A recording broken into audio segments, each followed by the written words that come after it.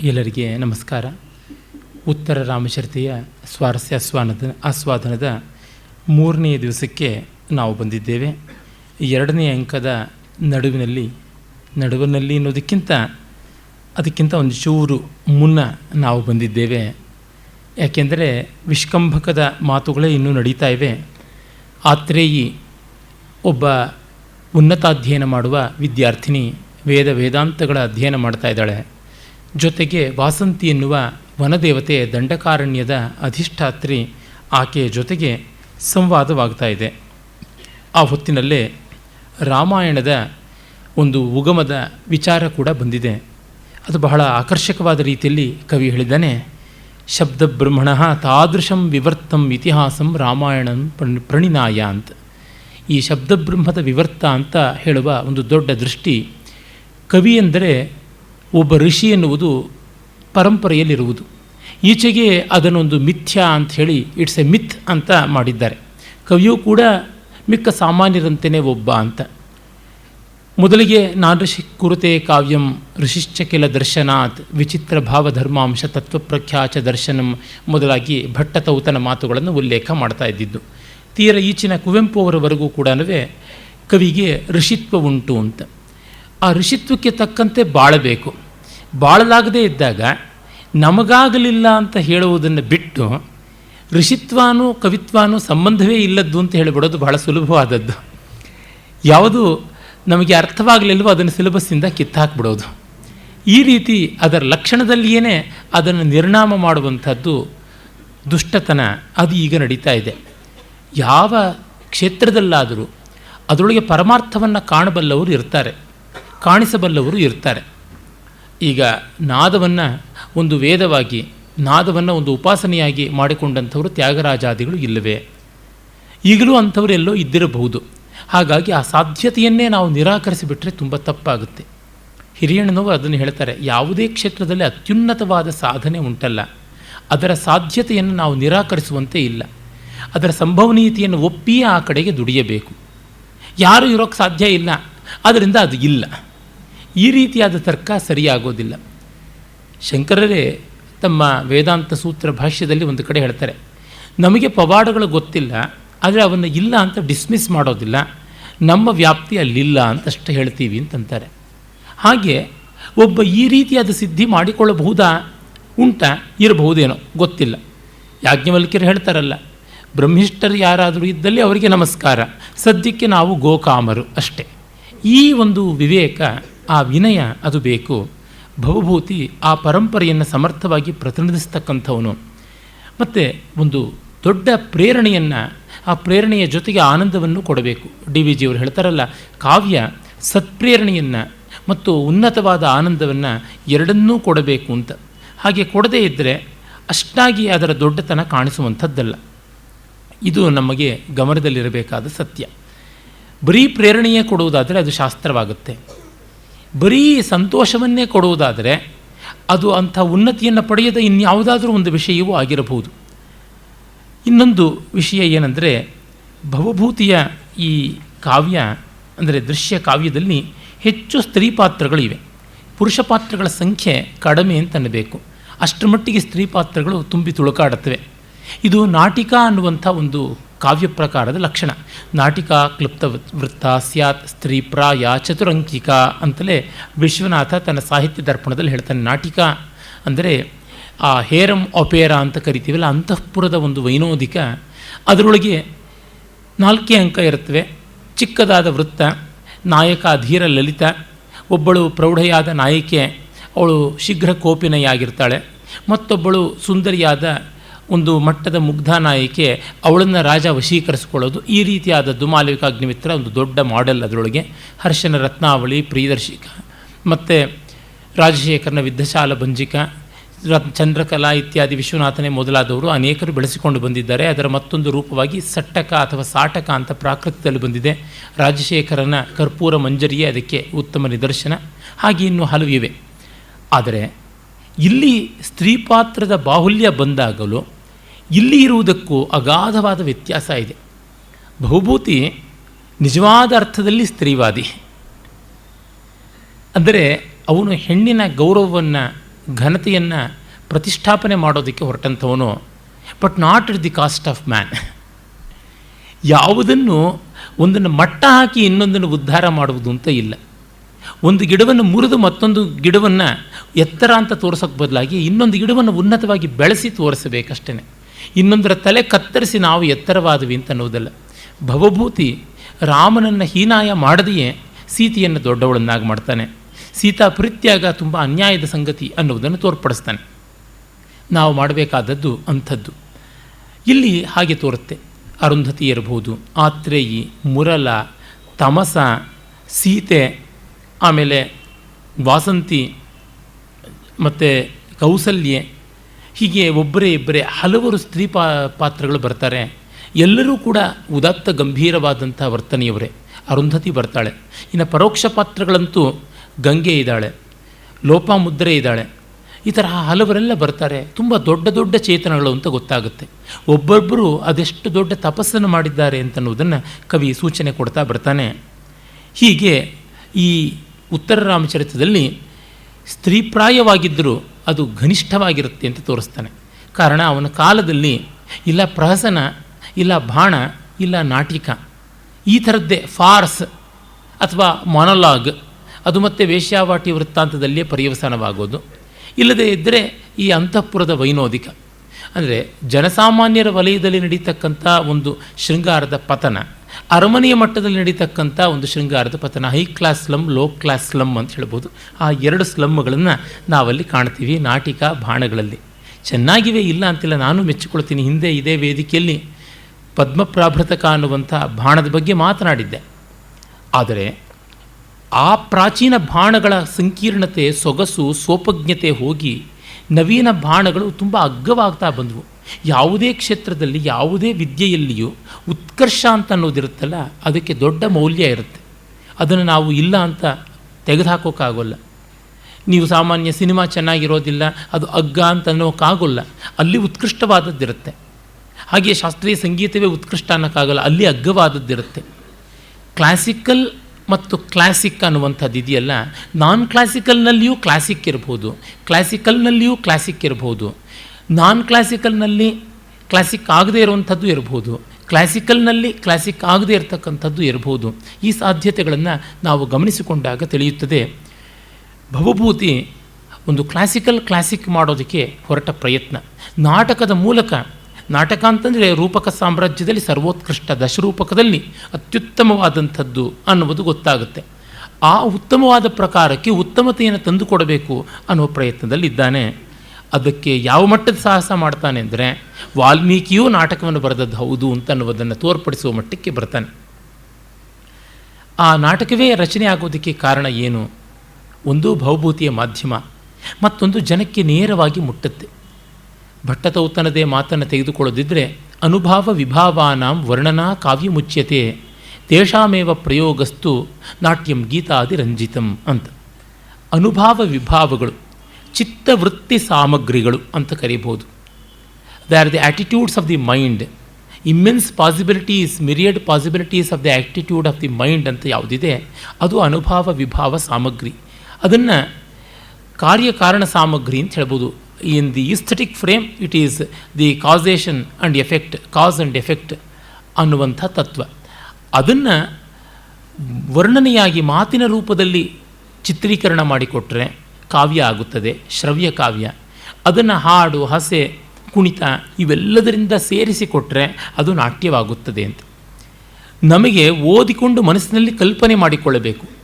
ಆಗ ಈ ಓದುಗಬ್ಬ ಅಂತ ಏನು ಹೇಳ್ತೀವಿ, ಶ್ರವ್ಯ ಕಾವ್ಯದಲ್ಲಿ ಆಸ್ವಾದ ಸಿಗುತ್ತೆ. ಓದಿದ್ದು ಮನಃಪಟಲದ ಮೇಲೆ ಸಿನಿಮಾದಂತೆ, ನಾಟಕದಂತೆ ಅಭಿನೀತವಾಗಬೇಕು. ಆದರೆ ನಾಟಕದಲ್ಲಿ ಆ ಅಭಿನೀತವಾಗುವ ಸಮಸ್ಯೆಯೇ ಇಲ್ಲದೆ ಕಣ್ಣೆದುರಿಗೆ ಬಂದು ಮುಟ್ಟುತ್ತೆ. ಈ ಕಾರಣದಿಂದ ಸಾಮಾನ್ಯರಿಗೂ ಕೂಡ ಉತ್ತಮವಾದ ರಸಾಸ್ವಾದ, ಆನಂದದ ಅರಿವಾಗುತ್ತೆ. ಈ ಅನುಕೂಲತೆ ನಾಟಕದಲ್ಲಿ, ಅಂದರೆ ದೃಶ್ಯ ಕಾವ್ಯದಲ್ಲಿ ಇರುವುದು ಹೆಚ್ಚು. ಅದರಿಂದಲೇ ಅದು ದೊಡ್ಡದು ಅಂತಂದಿದ್ದು. ಅಂದರೆ ಎಷ್ಟೆಷ್ಟು ಮಧ್ಯೆ ಇಂಟರ್ಮೀಡಿಯೇಟ್ ಲಿಂಕ್ಸನ್ನು ಕಡಿಮೆ ಮಾಡ್ತೀವೋ ಅಷ್ಟಷ್ಟು ಮಟ್ಟಿಗೆ ಎನರ್ಜಿ ಟ್ರಾನ್ಸ್ಫಾರ್ಮೇಷನ್ನಲ್ಲಿ ಇಂಟರ್ಮೀಡಿಯೇಟ್ ಲಾಸಸ್ ಕಡಿಮೆ ಆಗುತ್ತೆ ಅಂತ. ಈಗ ವೈರಿಂಗ್ ಮಾಡ್ತಾ ತುಂಬ ಜಾಯಿಂಟ್ಗಳು, ತುಂಬ ಕನೆಕ್ಷನ್ಗಳು ಮಾಡಿದ್ರೆ ಕರೆಂಟ್ ಫ್ಲೋನಲ್ಲಿ ಲಾಸ್ ಆಗುತ್ತೆ ಅಂತಾನೆ. ಒಂದು ಮೆಕ್ಯಾನಿಕಲ್ ಕಾಂಟ್ರಿವೆನ್ಸಲ್ಲಿ ಒಂದು 35 ಜಾಯಿಂಟ್ಗಳನ್ನು ಇಟ್ಟರೆ ಒಂದೊಂದು ಜಾಯಿಂಟಲ್ಲೂ ಎನರ್ಜಿ ಲಾಸ್ ಆಗಿ ಇಲ್ಲಿ ನೀವು ಯಾವುದೋ ಒಂದು 60 ನ್ಯೂಟನ್ಸ್ ಅಷ್ಟು ಎಫರ್ಟ್ ಹಾಕಿದ್ರೆ ಅಲ್ಲಿಗೆ ಬರೋಷ್ಟೊತ್ತಿಗೆ ಅದು 26 ನ್ಯೂಟನ್ ಅಷ್ಟು ಕಡಿಮೆ ಆಗಿಬಿಟ್ಟಿರುತ್ತೆ ಅಂತೆಲ್ಲ ಲೆಕ್ಕ ಮಾಡ್ಬೋದು. ಅದರಿಂದಲೇ ಪರ್ಫೆಕ್ಷನ್ ಕೂಡ ಕಡಿಮೆ ಆಗುತ್ತದೆ. ಇಂಜಿನಿಯರಿಂಗ್ನ ಪರಿಭಾಷೆಯನ್ನೇ ಮತ್ತೆ ಬೆಳೆಸೋದಿದ್ದರೆ ಸೆಟ್ ಸ್ಕ್ವೇರ್ ಮತ್ತು ಟಿ ಸ್ಕ್ವೇರ್ ಇಟ್ಕೊಂಡು ಮಾಡುವ ಡ್ರಾಯಿಂಗ್ನಲ್ಲಿ ಬರೋ ಪ್ರಿಸಿಷನ್ನು ಮಿನಿ ಡ್ರಾಫ್ಟರ್ನಲ್ಲಿ ಮಾಡಿದ್ರೆ ಅಷ್ಟಾಗಿ ಬರೋಲ್ಲ. ಕಾರಣ ಮಿನಿ ಡ್ರಾಫ್ಟರಲ್ಲಿ ಜಾಯಿಂಟ್ಗಳು ಜಾಸ್ತಿ ಇವೆ, ಅನುಕೂಲಕಾರಿ ಹೌದು, ಆದರೆ ಪ್ರಿಸಿಷನ್ ಇರೋದಿಲ್ಲ. ಪ್ರಿಸಿಷನ್ ಅನ್ನೋದು ಬಹಳ ಮುಖ್ಯ. ಒಡವೆಗಳಲ್ಲೇ ನೋಡಿ, ತುಂಬ ಇಂಟ್ರಿಕೇಟ್ ಆದಂಥ ಕುಸರಿ ಕೆಲಸ ಎಲ್ಲ ಮಾಡಿರತಕ್ಕಂಥ ಒಡವೆಗಳನ್ನು ನಾವು ಕೊಂಡುಕೊಂಡ್ರೆ ಅಲ್ಲಿ ಬೆಸಿಗೆಗೆ ಸಾಕಷ್ಟು ಹಾಳಾಗಿಬಿಟ್ಟಿರುತ್ತೆ. ಅದರಿಂದ ಕರಗಿಸಿದ್ರೆ ಬಂಗಾರ ಶುದ್ಧವಾಗಿ ಬರೋದಿಲ್ಲ. ಸ್ವಲ್ಪ ಕರಡು ಮುರಡಾಗಿದ್ದರೂ ದಪ್ಪಿಗೆ ಒರಟೊರಟಾಗಿದ್ದರೂ ನಿಮಗೆ ಬಂಗಾರ ಲಾಸ್ ಇಲ್ಲದೆ ಬೇಕು ಅಂತಂದರೆ ಅಂಥ ಮುದ್ದೆಯಾದ ಹಳೆ ಕಾಲದ ಒಡವೆಗಳನ್ನೇ ಮಾಡಿಸ್ಕೊಳ್ಳೋದು ಉತ್ತಮ ಅಂತ ಚಿನಿವಾಲರು ತತ್ವವನ್ನು ನಿರೂಪಣೆ ಮಾಡ್ತಾರೆ. ಹೀಗೆ ಇಲ್ಲಿಯೂ ಅಷ್ಟೇ, ಛಿದ್ರೇಶ್ವನರ್ಥ ಬಹುಲೀಭವಂತಿ ಅಂತ ಪಂಚತಂತ್ರ ಹೇಳುತ್ತೆ. ತುಂಬ ಜಾಯಿಂಟ್ಸು ಛಿದ್ರಗಳು ಇದ್ದಲ್ಲಿ ಆ ಅನರ್ಥ ಜಾಸ್ತಿ. ಹೀಗೆ ಆ ಎನರ್ಜಿ ಟ್ರಾನ್ಸ್ಫಾರ್ಮೇಷನ್ ಪ್ರಾಬ್ಲಮನ್ನು ಸಾಲ್ವ್ ಮಾಡೋದಕ್ಕೆ ನೇರವಾಗಿ ರಂಗಕ್ಕೆ ಬಂದರೆ ಸಮಸ್ಯೆ ಇರೋದಿಲ್ಲ. ಇಲ್ಲದೇ ಅವರವ್ರ ಯೋಗ್ಯತಾನುಸಾರವಾಗಿ ಚಿತ್ರವನ್ನು ನಿರ್ಮಾಣ ಮಾಡಿಕೊಳ್ಳೋದು ಮನಸ್ಸಿನಲ್ಲಿ ಕಷ್ಟ. ಹೀಗಾಗಿ ಭವಭೂತಿ ವಾಲ್ಮೀಕಿ ಇದನ್ನು ಮಾಡೋದಕ್ಕೆ ಹೊರಟದ್ದು ಅಂತ ತೋರಿಸ್ತಾನೆ. ಮತ್ತು ಇದರ ಪರಿಣಾಮ ಜಾಸ್ತಿ, ಕಣ್ಣಿಗೆ ಕಟ್ಟದಂತೆ ಎದುರಿಗೆ ಬರುತ್ತಲ್ಲ. ಪ್ರಜೆಗಳ ಬದಲಾಯಿಸಬೇಕು ಅಂದರೆ ಅವರು ಮಹಾ ಸಂಸ್ಕಾರವಂತರಲ್ಲ. ವಾಲ್ಮೀಕಿಯ ರಾಮಾಯಣವನ್ನು ಲವಕುಶರು ಹಾಡಿದ್ದು ಕೇಳಿದ ತಕ್ಷಣ ಮನಸ್ಸು ಬದಲಾಯಿಸುವಷ್ಟು ಸೂಕ್ಷ್ಮ ಸಂವೇದಿಗಳಲ್ಲ, ದಪ್ಪ ಚರ್ಮದವರು. ಅದಕ್ಕೆ ದೃಶ್ಯಕಾವ್ಯವೇ ಆಗಬೇಕು ಅಂತನ್ನುವುದೆಲ್ಲ ಉಂಟು. ಹೀಗೆ ಅವನು ತನ್ನ ಕಾವ್ಯ ರಚನೆ ಮಾಡಿಕೊಂಡು ಬಂದಿದ್ದಾನೆ. ಕಾವ್ಯ ರಚನೆಯನ್ನು ಒಂದು ವ್ರತ ತಪಸ್ಸು ಅಂತ ಕೈಗೊಂಡವರಲ್ಲಿ ನನಗೆ ಎದ್ದು ತೋರ್ತಕ್ಕಂಥದ್ದು ಸಂಸ್ಕೃತದಲ್ಲಿ ಇಬ್ಬರೇ, ಕಾಳಿದಾಸ, ಭವಭೂತಿ. ಕಾಳಿದಾಸ ಆ ಕಾರಣದಿಂದಲೇ ಸರಸ್ವತಿ ಶ್ರುತಿ ಮಹತಾಂ ಮಹೀಯತಾಂ ಅಥವಾ ಸರಸ್ವತಿ ಶ್ರುತಿ ಮಹತೀ ಮಹೀಯತಾಂ ಅಂತ 2 ಪಾಠಗಳು ಇವೆ. ಮಮಾಪಿ ಚ ಕ್ಷಪಯಿತು ನೀಲಲೋಹಿತ ಪುನರ್ಭವಂ ಅಂತ ಬೇಡಿಕೊಳ್ತಾನೆ, ನನಗೆ ಪುನರ್ಜನ್ಮ ಬೇಡ, ಈ ಕಾವ್ಯ ಯೋಗವನ್ನು ಅನುಸಂಧಾನ ಮಾಡಿದ್ದೀನಿ ಅಂತ. ಭವಭೂತಿ ಇನ್ನೂ ಅದನ್ನು ಗಾಢವಾಗಿ ಪರಿಭಾವಿಸಿಕೊಂಡು ಬಂದವನು. ವನದೇವತೆ ವಾಸಂತಿ ಹಂತ ಪಂಡಿತ ಸಂಸಾರ, ಈ ಜಗತ್ತಿಗಿನ್ನ ಸಮೃದ್ಧಿ ಬಂತು ಅಂತ ಸಂತೋಷ ಪಡ್ತಾಳೆ.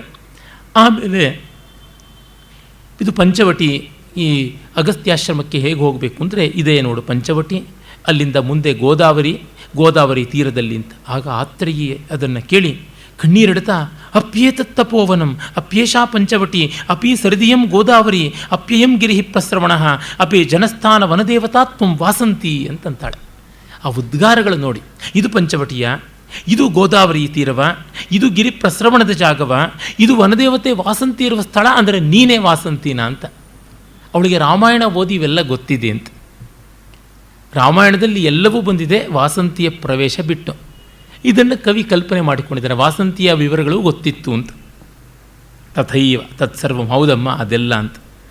ಆಗ ಆತ್ರೇಯಿ ಸಂಕಟ ಪಡ್ತಾಳೆ, ಹಾ ವತ್ಸೆ ಜಾನಕಿ ಅಂತ. ನೋಡಿ ಎಷ್ಟು ಜೀವಗಳು ಸೀತೆಗಾಗಿ ಮರುಗುತ್ತವೆ ಅನ್ನೋದನ್ನು ಮತ್ತೆ ಮತ್ತೆ ಕವಿ ತೋರ್ಪಡಿಸ್ತಾ ಇದ್ದಾನೆ. ಸೀತೆಯ ಪರಿತ್ಯಾಗ ಅನ್ನುವುದು ಎಷ್ಟು ಘೋರ ವಿಷಯ ಅಂತ.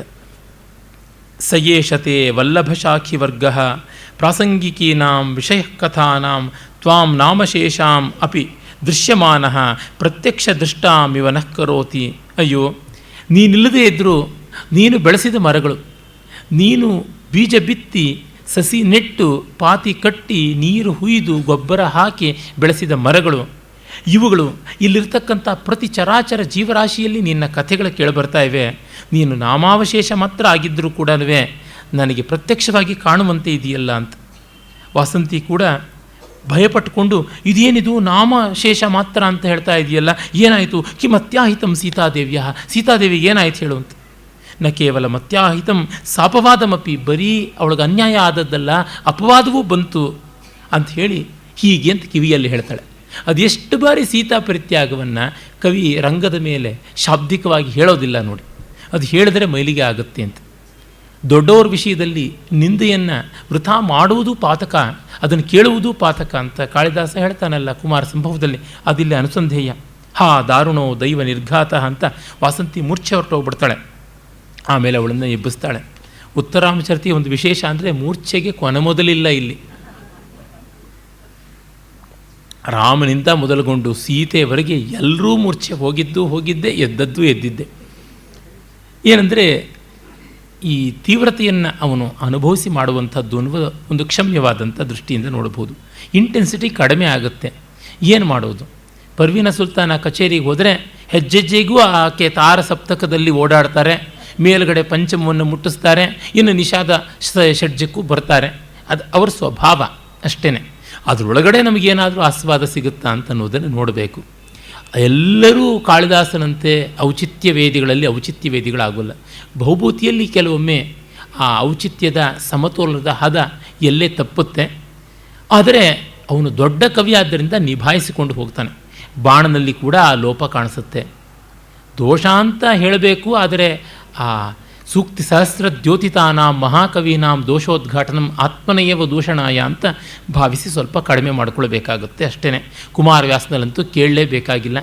ಇನ್ ಸ್ಪೈಟ್ ಆಫ್ ದಟ್ ಅಷ್ಟೇ. ಆಮೇಲೆ ವಾಸಂತಿ ಎದ್ದು ಹೇಳ್ತಾಳೆ, ಹಾ ಪ್ರಿಯಸಖಿ ಈದೃಶಸ್ಥೇ ನಿರ್ಮಾಣ ಭಾಗ ಹಾ ರಾಮಭದ್ರ ಅಥವಾ ಅಲಂ ತ್ವಯ. ಅಯ್ಯೋ ಸೀತೆ, ಇದಕ್ಕಾಗಿ ಆ ಬ್ರಹ್ಮ ನಿನ್ನನ್ನು ಹುಟ್ಟಿಸಿದ್ದು. ಈದೃಶಸ್ಥೇ ನಿರ್ಮಾಣ ಭಾಗ ರಾಮಭದ್ರ ಅಥವಾ ಅಲಂ ತ್ವಯ. ಹಾಳಾಗಲಿ, ನಿನ್ನ ಬಗ್ಗೆ ನಾನೇನು ಹೇಳಲೇಬೇಕಾಗಿಲ್ಲ ಅಂತ ಹೇಳಿ ಮತ್ತೆ ಕೇಳ್ತಾಳೆ, ಆತ್ರೇಯಿ ಅಥ ತಸ್ಮಾದ್ ಅರಣ್ಯಾತ್ ಪರಿತ್ಯಜ್ಯ ನಿರ್ವೃತೆ ಲಕ್ಷ್ಮಣೇ ಸೀತಾಯ ಕಿಂ ವೃತ್ತಮಿತಿ ಕಾಚಿದಾಸೀತ್ ಪ್ರವೃತ್ತಿ. ಕಾಡಿಗೆ ಸೀತೆಯನ್ನು ಬಿಟ್ಟು ಬಂದ ಮೇಲೆ ಅವಳ ಗತಿ ಏನಾಯಿತು ಅಂತ ಏನಾದರೂ ಇದೆಯಾ? ಸುದ್ದಿ ಇದೆಯಾ? ಏನಿಲ್ಲ. ಕಷ್ಟಂ ಆರ್ಯ ಅರುಂಧತಿ ವಸಿಷ್ಠ ಇವರುಗಳೆಲ್ಲರೂ ಕೂಡ ನ ಕುಲೇಶು ಜೀವಂತೀಶು ಚ ವೃದ್ಧಾಸು ರಾಜ್ಞೀಶು ಕಥಮಿದಂ ಜಾತಂ. ದೊಡ್ಡವರೆಲ್ಲ ಇದ್ದರು, ಕುಲದ ಹಿರಿಯರಿದ್ದರು, ಋಷಿಗಳಿದ್ದರು, ಕುಲಗುರುಗಳಿದ್ದರು, ಎಲ್ಲರೂ ಇದ್ದರು. ಏನೂ ಪ್ರಯೋಜನಕ್ಕೆ ಬರಲಿಲ್ವೇ ಅಂದರೆ ಇಲ್ಲ, ಅವ್ರು ಯಾರೂ ಇರಲಿಲ್ಲ ಆಗ ಅಂತನ್ನೋದು ಬರುತ್ತೆ. ಮತ್ತು ರಾಮ ಏನಾಗಿದ್ದಾನೆ, ಹೇಗಿದ್ದಾನೆ ಅಂತ ಹೇಳ್ಬಿಟ್ಟು ಕೇಳ್ತಾಳೆ. ಅದಕ್ಕೆ ಆತ್ರೇಯ ಹೇಳ್ತಾಳೆ, ತೇನ ರಾಜ್ಞ ರಾಜಕ್ರತು ಅಶ್ವಮೇಧ ಪ್ರಕ್ರಾಂತ ಅಂತ. ರಾಮ ಈಗ ಯಾವ ಥರ ಇದ್ದಾನೆ ಅಂದರೆ ಅಶ್ವಮೇಧ ಯಾಗ ಆರಂಭ ಮಾಡ್ತಾ ಇದ್ದಾನೆ. ರಾಜಕ್ರತು, ಕ್ಷತ್ರಿಯರಿಗೆ 4 ವಿಶೇಷವಾದ ಯಾಗಗಳು ಅವರೇ ಮಾಡಬೇಕಾದದ್ದು ಅನ್ನುವಂಥದ್ದುಂಟು. ಆ 4 ಪೌಂಡರೀಕ, ವಾಜಪೇಯ, ಸೌತ್ರಾಮಣಿ, ರಾಜಸೂಯ, ಅಶ್ವಮೇಧ. ವಾಜಪೇಯ ಅದು, ಮತ್ತು ಸೌತ್ರಾಮಣಿ, ಪೌಂಡ್ರಿಕ ಬ್ರಾಹ್ಮಣರು ಮಾಡ್ತಕ್ಕಂಥದ್ದು. ವಾಜಪೇಯ, ಸೌತ್ರಾಮಣಿ, ರಾಜಸೂಯ ಮತ್ತು ಅಶ್ವಮೇಧ, ಈ 4 ವಿಶೇಷವಾಗಿ ರಾಜರು ಮಾಡುವಂಥದ್ದು. ಅದರೊಳಗೆ ಸರ್ವೋತ್ಕೃಷ್ಟವಾದದ್ದು ಅಶ್ವಮೇಧ ಅಂತ. ಅಶ್ವಮೇಧ ರಾಷ್ಟ್ರ ನಿರ್ಮಾಣದ ಒಂದು ಯಜ್ಞ. ರಾಷ್ಟ್ರ ನಿರ್ಮಾಣ ಶಾಲೀನವಾದಂತಹ ಯಜ್ಞದಿಂದ ದೇಶಕ್ಕೆ ಅಭಿವೃದ್ಧಿ ಆಗುತ್ತದೆ ಅಂತ. ಅದು ವೇದಗಳಲ್ಲಿ ವಿಶೇಷವಾಗಿ ಬರುತ್ತೆ. ಅದರಲ್ಲಿಯೂ ಯಜುರ್ವೇದ, ಅದರ ಉಲ್ಲೇಖವನ್ನು ಇವನಲ್ಲಿ ನಾವು ನೋಡ್ತೀವಿ. ಇರಲಿ, ಅದನ್ನೆಲ್ಲ ಹಿಂದೆಯೇ ನಾನು ಪ್ರಾಯಶಃ ಯಾಜ್ಞವಲ್ಕ್ಯರಿಗೆ ಸಂಬಂಧಪಟ್ಟಂತೆ ಭಾಷಣ ಮಾಡುವಾಗ ಎಲ್ಲ ವಿವರಗಳನ್ನು ಕೊಟ್ಟಿದ್ದ ಕಾರಣ ಬೇಕಿಲ್ಲ. ಕಾವ್ಯವನ್ನೇ ನಾವು ಪ್ರಧಾನವಾಗಿ ನೋಡೋಣ. ಅದರ ಯಜ್ಞ ಅಂತ ತಕ್ಷಣ ಪತ್ಯುರ್ಯಜ್ಞ ಸಂಯೋಗೇ ಪತ್ನಿ ಅಂತಲೇ ಉಂಟಲ್ಲ. ಯಜ್ಞದಲ್ಲಿ ಸಹಭಾಗಿನಿಯಾಗುವವಳು ಪತ್ನಿ. ಪತ್ನಿ ವಿಹೀನನಿಗೆ, ಬ್ರಹ್ಮಚಾರಿಗೆ, ವಿಧುರನಿಗೆ, ಸನ್ಯಾಸಿಗೆ ಇವರಿಗೆ ಯಾರಿಗೂ ಯಜ್ಞಾಧಿಕಾರ ಇಲ್ಲ. ಅದು ಗೊತ್ತಿದೆ ವಾಸಂತಿಗೆ. ಬಹುಭೂತಿ ತಾನೇ ಅದನ್ನು ನಿರ್ಮಾಣ ಮಾಡಿರೋದು. ಹಾಗಾಗಿ ಟಕ್ ಅಂತ ಕೇಳ್ತಾಳೆ, ಆಹಾ ದಿಕ್ ಪರಿಣೀತಮಪಿ, ಹಾಳಾಯಿತು, ಬೆಂಕಿ ಹಾಕಲೆ, ಮದುವೆನೂ ಮಾಡ್ಕೊಂಡ್ಬಿಟ್ನಾ ಅಂತ. ಶಾಂತಂ ಪಾಪಂ ನಹಿ, ಇಲ್ಲ ಹಾಗೆಲ್ಲ ಅಲ್ಲ ಅಂತ. ಕಾತರ್ಹಿ ಯಜ್ಞೇ ಸಹಧರ್ಮಚಾರಿಣಿ. ಯಜ್ಞದಲ್ಲಿ ಹಾಗಿದ್ರೆ ಯಾರ ಜೊತೆ ಕೂತ್ಕೋತಾರೆ? ಆತ್ರೇಯ ಹೇಳ್ತಾಳೆ, ಹಿರಣ್ಮಯಿ ಸೀತಾ ಪ್ರತಿಕೃತಿರ್ ಗೃಹಿಣೀಕೃತ. ಬಂಗಾರದ ಸೀತೆಯ ವಿಗ್ರಹವನ್ನೇ ಇಟ್ಟುಕೊಂಡಿದ್ದಾನೆ ಅಂತ. ಈಗ ವಾಸಂತಿಗೆ ಅನಿಸುತ್ತೆ, ಹಂತ ಭೋಹೋ ವಜ್ರಾದಪಿ ಕಠೋರಾಣಿ ಮೃದೂನಿ ಕುಸುಮಾದಪಿ ಲೋಕೋತ್ತರಾಣಾಂ ಚೇತಾಂಸಿ ಕೋಹಿ ವಿಜ್ಞಾತುಮರ್ಹತಿ. ವಜ್ರಕ್ಕಿಂತಲೂ ಕಠೋರ, ಹೂವಿಗಿಂತಲೂ ಮೃದು ಆಗ್ತಾರೆ. ಲೋಕೋತ್ತರವಾದ ವ್ಯಕ್ತಿಗಳ ಮನಸ್ಸನ್ನು ಯಾರು ತಾನೇ ತಿಳ್ಕೊಳ್ಳೋದಕ್ಕೆ ಸಾಧ್ಯ? ಒಂದು ಕಡೆ ಸೀತೆಯ ಪರಿತ್ಯಾಗ ಮಾಡೋದೇನು, ಇನ್ನೊಂದು ಕಡೆ ಅವಳ ಬಂಗಾರದ ವಿಗ್ರಹ ಇಟ್ಟುಕೊಂಡು ಯಜ್ಞ ಮಾಡೋದು ಅಂತಂದರೆ ಏನು ಅಂತ. ಈ ಸಂವಿಭಾಗವನ್ನು ನಾವು ನೋಡಬೇಕು. ತುಂಬ ಉನ್ನತೋನ್ನತರಲ್ಲಿ ನಾವು ರಂಧ್ರಾನ್ವೇಷಣೆ ಮಾಡೋದಕ್ಕೆ ಮುಂಚೆ ಅವರು ಎಕ್ಸ್ಟ್ರೀಮ್ಸಲ್ಲಿ ಹೇಗೆ ವರ್ತಿಸಿದ್ದಾರೆ ಅಂತ ನೋಡಬೇಕು. ಆ ಎಕ್ಸ್ಟ್ರೀಮ್ಸ್ದಲ್ಲಿ ವರ್ತಿಸಿರುವಾಗ ಅವರ ಕ್ಯಾರೆಕ್ಟರ್ನ ಬ್ಯಾಂಡ್ ವಿಡ್ತ್ ಅಂತೀವಲ್ಲ, ಆ ಹರಹು ಸಿಗುತ್ತೆ. ಅದು ವಿತಿನ್ ದಿ ಸೇಫರ್ ಲಿಮಿಟ್ಸ್ ಇದೆಯಾ ಅಂತ ಆಮೇಲೆ ನೋಡ್ಕೊಳ್ಬೇಕು. ಯಾವುದೋ ಒಂದು ಸಂದರ್ಭ ಎತ್ತುಕೊಂಡು ಡೆವಿಲ್ ಕೋಟಿಂಗ್ ದಿ ಸ್ಕ್ರಿಪ್ಚರ್ ಅಂತ ಮಾಡುವಂಥದ್ದಲ್ಲ. ಉತ್ಕಟ ಸಂದರ್ಭಗಳಲ್ಲೆಲ್ಲ ಹೇಗೆ ವರ್ತಿಸಿದ್ರು ಅನ್ನೋದನ್ನು ನೋಡಬೇಕಾಗುತ್ತೆ. ಅದರಿಂದಲೇ ಕಶ್ಚಿತ್ ಕಾಂತ ನ್ಯಾಯ ಅಂತಲೇ ನಮ್ಮಲ್ಲಿ ಇದೆಯಲ್ಲ. ಕಾಳಿದಾಸರ ಪ್ರಸಿದ್ಧವಾದ ಮೇಘದೂತ ಕಶ್ಚಿತ್ ಕಾಂತ ವಿರಹ ಗುರುಣ ಅಂತ ಶುರುವಾಗುತ್ತೆ. ಯಾರೋ ಪಾಪ ಶ್ಲೋಕ ಹೇಳಿದ್ರು ಕಶ್ಚಿತ್ ಕಾಂತ ಅಂತ, ಕಾಚಿತ್ ಕಾಂತ ಅಂತ ಇರಬೇಕು. ನೀವು ಕಶ್ಚಿತ್ ಅಂತ ಪುಲ್ಲಿಂಗದಲ್ಲಿ ವಿಶೇಷಣ ಹಾಕಿಬಿಟ್ರೆ ಅದು ಹೇಗೆ ಸಾಧ್ಯವಾಗುತ್ತೆ? ಸರ್ವನಾಮ ಕಾಚಿತ್ ಅಂತ ಬರಬೇಕಾಗಿತ್ತು. ಯಾವಳೋ ಒಬ್ಬಳು ಕಾಂತ ಹೆಣ್ಣು ಅಂತ. ಕಶ್ಚಿತ್ ಕಾಂತ ಅಂದರೆ ಯಾವನೋ ಒಬ್ಬನು ಹೆಣ್ಣು ಅಂತ ಆಗುತ್ತೆ. ಅದು ಹೇಗೆ ಸಾಧ್ಯ ಅಂತ. ಸ್ವಾಮಿ ಪೂರ್ತಿ ಪದ್ಯ ಕೇಳಿ. ಯಕ್ಷಶ್ಚಕ್ರೇ ಜನಕತನಯ ಸ್ನಾನ ಪುಣ್ಯೋದಕೇಶು ಅಂತ 3ನೇ ಸಾಲು. ಕಶ್ಚಿತ್ ಯಕ್ಷ ಕಾಂತಾ ವಿರಹ ಗುರುಣ ಸ್ವಾಧಿಕಾರಾತ್ ಪ್ರಮತ್ತಃ ಅಂತ ಅನ್ವಯ. ಪೂರ್ತಿ ಕೇಳೋ ತಾಳ್ಮೆ ನಿಮಗೆ ಬೇಕು ಅಂತ ಹಾಗೆ ಹೇಳಬೇಕು. ಅದಕ್ಕೆ ಕಶ್ಚಿತ್ ಕಾಂತ ನ್ಯಾಯ ಅಂತ ಬಂದಿದೆ. ಪೂರ್ತಿ ಕೇಳದೇನೆ, ವಿಚಾರ ಮಾಡದೇನೆ, ಅಬ್ಸರ್ವೇಷನ್ಸನ್ನು ಮಾಡದೇನೆ ಕಾಮೆಂಟ್ಸ್ ಪಾಸ್ ಮಾಡಿಬಿಡುವಂಥದ್ದು ಅಂತ. ಇಲ್ಲಿ ಆತ್ರೇಯಿ ತತ್ಕ್ಷಣ ತೀವ್ರವಾದಿನಿಯಾಗಿಬಿಟ್ಲು. ಆಮೇಲೆ ಅವಳಿಗೆ ನೋಡಿ ಗೊತ್ತಾಯಿತು ರಾಮನ ಗೌರವ. ಶಿ ಅಕ್ನಾಲಜಸ್. ಮತ್ತು ಆತ್ರೇಯಿ ಎಲ್ಲ ವಿವರಗಳನ್ನು ಕೊಡ್ತಾಳೆ. ಲಕ್ಷ್ಮಣನ ಮಗ ಚಂದ್ರಕೇತು ಯಜ್ಞಾಶ್ವ ರಕ್ಷಕನಾಗಿ ಹೋಗಿದ್ದಾನೆ ಅಂತ. ವಾಸಂತಿಗೆ ಲಕ್ಷ್ಮಣ ಚೆನ್ನಾಗಿ ಗೊತ್ತಲ್ಲ, ದಂಡಕಾರಣ್ಯದಲ್ಲಿ ಇದ್ದನಲ್ಲ. ಕುಮಾರ ಲಕ್ಷ್ಮಣಸ್ಯಾಪಿ ಪುತ್ರ ಇತಿ ಮಾತರ್ ಜೀವಾಮಿ. ಲಕ್ಷ್ಮಣನಿಗೂ ಮಕ್ಕಳಿದ್ದಾರೆ. ಅಮ್ಮ ತುಂಬ ಸಂತೋಷ. ಮುಗ್ಧ ಸಹಜವಾದ ರೀತಿಯಲ್ಲಿ ಆ ವನದೇವತೆ ತನ್ನ ಸಂತೋಷಗಳನ್ನು ಹೇಳ್ತಾಳೆ. ಆಮೇಲೆ ಆತ್ರೇಯಿ ಹೇಳ್ತಾಳೆ, ಇದೇ ಸಂದರ್ಭದಲ್ಲಿ ಏನೇ ಅಶ್ವಮೇಧ ಯಾಗದ ನಡುವಿನಲ್ಲೇನೆ ಶಂಭೂಕ ವಧೆಯ ಪ್ರಕರಣವು ಬಂದೊದಗಿದೆ. ಒಬ್ಬ ಬ್ರಾಹ್ಮಣ ಪುತ್ರನಿಗೆ ಸಾವು ಬಂದದ್ದು, ಅಕಾಲ ಮರಣ. ಅದಕ್ಕಾಗಿ ಯಾವನೋ ಒಬ್ಬ ತಪಸ್ಸು ಮಾಡಬಾರದಂಥ ರೀತಿಯಲ್ಲಿ ತಪಸ್ಸು ಮಾಡ್ತಾ ಇದ್ದಾನೆ ಅಂತ ಗೊತ್ತಾಯಿತು ಅಶರೀರವಾಣಿ. ಹಾಗಾಗಿ ಬಂದಿರುವುದು ಅಂತ. ಈ ಶಂಭೂಕ ವಧೆಯ ವಿಷಯ ತುಂಬ ವಿಚಾರದ್ದು, ಬಹಳ ದೊಡ್ಡ ಚರ್ಚೆಗೆ, ವಿವಾದಗಳಿಗೆ ಎಡೆಯಾಗುವಂಥದ್ದು. ನಾನು ಹಲವು ಬಾರಿ ಅದನ್ನು ಇಲ್ಲಿ ಪ್ರಸ್ತಾವನೆಯೂ ಮಾಡಿ ಅದರ ಸ್ವರೂಪ ಏನು ಅಂತ ತೀರ್ಮಾನಿಸಿದ್ದೆ. ತಪಸ್ಸಿಗೆ ರಾಮ ವಿರೋಧಿಯಲ್ಲ, ತಪಸ್ಸಿಗೆ ವೇದವೂ ವೇದಾಂತವೂ ಭಾರತೀಯ ಸಂಸ್ಕೃತಿಯೇ ವಿರೋಧಿಯಲ್ಲ. ಅದರ ಸ್ವರೂಪವೇ ತಪಸ್ಸು. ಆದರೆ ಸಶರೀರವಾಗಿ ಸ್ವರ್ಗಗಮನವೇ ತಪಸ್ಸಿಗೆ ವಿರೋಧ ತಂದುಕೊಡುವಂಥದ್ದು. ಅದನ್ನು ವಿಶ್ವಾಮಿತ್ರ ಮಾಡಿದರೂ ತಪ್ಪು, ತ್ರಿಶಂಕು ಮಾಡಿದ್ರೂ ತಪ್ಪು, ಯಾರು ಮಾಡಿದ್ರೂ ತಪ್ಪು ಅಂತ. ನಮ್ಮಲ್ಲಿ ಯಾರು ಸಶರೀರವಾಗಿ ಸ್ವರ್ಗಕ್ಕೆ ಹೋಗಬೇಕು ಅಂತ ತಪಸ್ಸು ಮಾಡಿಲ್ಲ, ಮಾಡಿದವರು ಉದ್ಧಾರವಾಗಿಲ್ಲ. ಶಂಭೂಕ ಮಾಡೋಕ್ಕೆ ಹೊರಟದ್ದು. ಇಲ್ಲವಾದರೆ ಶ್ರಮಣಿಯಾದಂಥ, ನಾನು ಹೇಳ್ತಲೇ ಇರ್ತೀನಿ, ಶಂಭೂಕ ಶೂದ್ರ ಅಂದರೆ ಬ್ಯಾಕ್ವರ್ಡ್ ಕ್ಲಾಸ್ ಅಂತ, BC ಅಂತಾದರೆ ಶೆಡ್ಯೂಲ್ಡ್ ಟ್ರೈಬ್ ST ಬುಡಕಟ್ಟು ಜನಾಂಗದ ವರ್ಗಕ್ಕೆ ಸೇರ್ತಕ್ಕಂಥದ್ದು ಶಬರಿ, ತಾಪಸಿ, ಶ್ರಮಣಿ. ಅವಳು ತಪಸ್ಸಿಗೆ ರಾಮ ವಿರೋಧ ತೋರಿಸಲಿಲ್ವಲ್ಲ. ಅದು ಏನನ್ನು ತೋರಿಸುತ್ತೆ? ಸ್ವರ್ಗಕಾಮನೆಯಿಂದ ಮಾಡುವ ತಪಸ್ಸಿಗೆ, ಸಶರೀರ ಸ್ವರ್ಗಕ್ಕೆ ಅದು ಇರುವಂಥ ವಿರೋಧವೇ ಹೊರತು ಮತ್ಯಾವುದೂ ಅಲ್ಲ. ಅಂದರೆ ಸಶರೀರ ಸ್ವರ್ಗ ಅನ್ನುವುದು ಈ ಜಗತ್ತನ್ನು ಬಿಟ್ಟು ಇನ್ನೂ ಹೆಚ್ಚಿನ ಭೋಗದ ಕಡೆಗೆ ಹೋಗ್ತಕ್ಕಂಥದ್ದು. ಜಗತ್ತಿನಲ್ಲಿ ಪರಿಪಾಕಗೊಂಡು ದೇಹಾಂತವಾದ ಮೇಲೆ ಸ್ವರ್ಗಕ್ಕೆ ಹೋಗಬೇಕಲ್ಲದೆ ಅದಕ್ಕೆ ಪ್ರಯತ್ನ ಪಡಬಹುದು. ತನ್ನ ಧರ್ಮದಲ್ಲಿದ್ದವನು ಸಶರೀರವಾಗಿ ಸ್ವರ್ಗಕ್ಕೆ ಹೋಗದೇ ಇದ್ದರೂ ವಿದೇಹಿಯಾಗಿ ಸ್ವರ್ಗಕ್ಕೆ ಹೋಗ್ತಾನೆ ಅಂತ ಶಾಸ್ತ್ರ ವಿಶ್ವಾಸ. ಆ ಶಾಸ್ತ್ರನ ಹೇಗೆ ನಂಬೋದು? ನಿನಗೆ ತಪಸ್ಸು ಮಾಡಿದ್ರೆ ಸ್ವರ್ಗ ಸಿಗುತ್ತೆ ಅನ್ನೋದು ಹೇಗೆ ನಂಬುತ್ತೀಯೋ ಇದು ಹಾಗೆ ನಂಬಬೇಕಾಗತ್ತೆ. ಅದನ್ನು ನಂಬಿದ್ರಿಂದ ಇದನ್ನು ನಂಬು. ಇಲ್ಲ, ಎರಡನ್ನೂ ಬಿಟ್ಟರೆ ತಪಸ್ಸೇ ಮಾಡಬೇಡ, ಸ್ವರ್ಗ ತಪಸ್ಸಿನಿಂದ ಸಿಗುತ್ತೆ, ಸಶರೀರವಾಗಿ ಹೋಗುವ ಅವಕಾಶ ಬರುತ್ತೆ ಅನ್ನೋದನ್ನೇ ಬಿಟ್ಟು ಕೂತ್ಕೋ, ಕೈ ಕಟ್ಟಿಕೊಂಡು ಯಾರು ಬೇಡ ಅಂತಂದರು. ಅಂದರೆ ಯಾವುದನ್ನು, ಯಾವ ಕಲ್ಪವನ್ನು ಕೇವಲ ಭೋಗೈಕ ದೃಷ್ಟಿಯಿಂದ ಮಾಡಬಾರ್ದು. ಇಂದ್ರಿಯಾರಾಮನಾಗಿ ಮಾಡುವಂಥದ್ದಕ್ಕೆ ಸದ್ಗತಿ ಇಲ್ಲ ಅನ್ನುವಂಥದ್ದು. ಈಗ ನೋಡಿ, ಕಲೆಗಳಲ್ಲಿಯೂ ಕೂಡ ಅಷ್ಟೇ.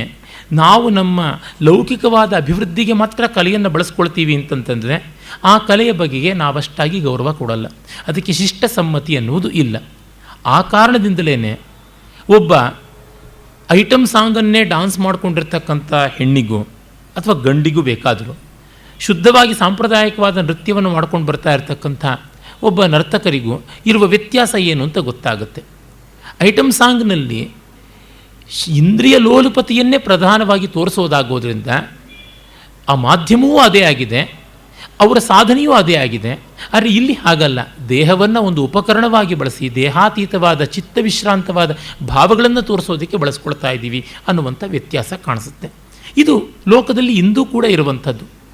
ಅದರಿಂದಲೇ ಇವರಿಗೆ ಕೊಡುವಷ್ಟು ಗೌರವ ಅವರು ಕೊಡಲ್ಲ. ಅವರು ಬಂದರೆ ಶಿಲ್ಲೆ ಹೊಡಿತಾರೆ, ಇವರು ಬಂದರೆ ಚಪ್ಪಾಳೆ ತಟ್ತಾರೆ, ಅಷ್ಟೇ ವ್ಯತ್ಯಾಸ. ಶಂಭೂಕನ ವಧ ಪ್ರಸಂಗ ಆ ರೀತಿಯಾದದ್ದು. ಭವಭೂತಿಗೆ ಅಲ್ಲಿಯೂ ಕೂಡ ತನ್ನ ಒಂದು ಕವಿಸಹಜವಾದ ದೃಷ್ಟಿ ಹರಡಿದೆ. ಅದನ್ನು ಮುಂದೆ ನಾವು ನೋಡ್ತೀವಿ. ಶಂಭೂಕನನ್ನು ವಧಿಸೋದಿಕ್ಕೆ ಅಂತ ರಾಮ ಈಗ ಈ ದಂಡಕಾರಣ್ಯದ ಕಡೆಗೆ ಬಂದಿದ್ದಾನೆ ಅಂತ ಆತ್ರೇಯಿ ಹೇಳ್ತಾಳೆ. ಅಲ್ಲಿವರೆಗೂ ಅವಳು ಘಟನೆಯನ್ನು ಅಪ್ಡೇಟ್ ಮಾಡ್ತಾಳೆ. ಆಗ ವಾಸಂತಿ ಹೇಳ್ತಾಳೆ, ಶಂಭೂಕೋ ನಾಮ ಅಧೋಮುಖ ಧೂಮಪಃ ಅಸ್ಮಿನ್ನೇವ ಜನಸ್ಥಾನೆ ತಪಶ್ಚರತಿ ಅಪಿನಾಮ ರಾಮಭದ್ರ ಪುನರಿದಂ ವನಂ ಅಲಂಕುರ್ಯಾತ್. ಇಲ್ಲಿಯೇ ನಮ್ಮ ಪ್ರಾಂತದಲ್ಲೇ ಇದ್ದಾನೆ, ತಪಸ್ಸು ಮಾಡ್ತಿದ್ದಾನೆ, ರಾಮ ಇಲ್ಲಿಗೆ ಮತ್ತೆ ಬರ್ತಾನ ಅಂತ ಇರಬಹುದು ಅಂತ ಅವಳಂತಾಳೆ. ಆಗ ಸರಿ, ಎಲ್ಲ ವಿಚಾರ ತಿಳಿಯಿತು, ಇನ್ನು ನಾನು ಬರ್ತೀನಿ ಅಂತ ಆತ್ರೇಯಿ ಹೇಳ್ತಾಳೆ. ಆಗ ವಾಸಂತಿ, ಆಯಿತು, ಕಠೋರಶ್ಚ ದಿವಸ, ಮಧ್ಯಾಹ್ನ ತುಂಬ ತೀವ್ರವಾಗಿದೆ ಅಂತ. ಸಂಸ್ಕೃತ ನಾಟಕಗಳಲ್ಲಿ ಆಗಾಗ ವಿಶೇಷವಾಗಿ ಅಂಕಾಂತ್ಯದಲ್ಲಿ ಮಧ್ಯಾಹ್ನದ ತೀವ್ರತೆಯನ್ನು ವರ್ಣಿಸ್ತಕ್ಕಂಥದ್ದು ಬರುತ್ತೆ ಚಿತ್ರಣಗಳು. ನಾನು ಪ್ರಾಯಶಃ ಒಳ್ಳೊಳ್ಳೆ ಪದ್ಯಗಳಾಗಿ ಜ್ಞಾಪಿಸಿಕೊಳ್ಳಬಹುದಾದದ್ದು ಅಂತಂದರೆ ವಿಕ್ರಮೋರ್ವಶೀಯದಲ್ಲಿ ಮತ್ತು ಕಾಳಿದಾಸನದೇ ಆದ ಮಾಲವಿಕಾಗ್ನಿಮಿತ್ರದಲ್ಲಿ 2ನೇ ಅಂಕದ ಅಂತ್ಯದಲ್ಲಿ ಆ ಬೇಸಿಗೆಯ ವರ್ಣನೆಯದು ತುಂಬ ಮಾರ್ಮಿಕವಾಗಿ ಬರುತ್ತೆ. ಅದು ಅಂತಃಪುರಕ್ಕೆ, ರಾಜನ ಅರಮನೆಗೆ ಸೀಮಿತವಾದದ್ದು. ರಾಜಶೇಖರನ ಬಾಲರಾಮಾಯಣಾದಿಗಳಲ್ಲಿ, ವಿದ್ಯಶಾಲ ಭಂಜಿಕಾದಿಗಳಲ್ಲಿ ಕೂಡ ಬರುತ್ತೆ.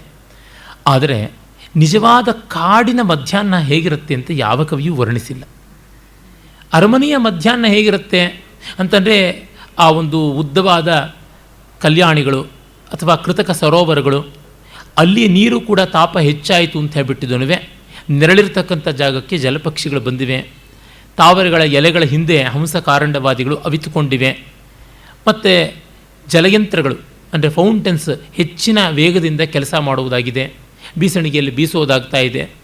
ಮರದ ಒಂದು ತಾಪ ಎಷ್ಟಾಗಿದೆ ಅಂದರೆ ನೆರಳು ಬೇಕು ಅಂತ ಅದರ ನೆರಳೇ ಮರದ ಬುಡಕ್ಕೆ ಬಂದಿದೆ ಅನ್ನುವಂಥ ರೀತಿಯ ಕಲ್ಪನೆಗಳೆಲ್ಲ ಕಾಣಿಸುತ್ತೆ.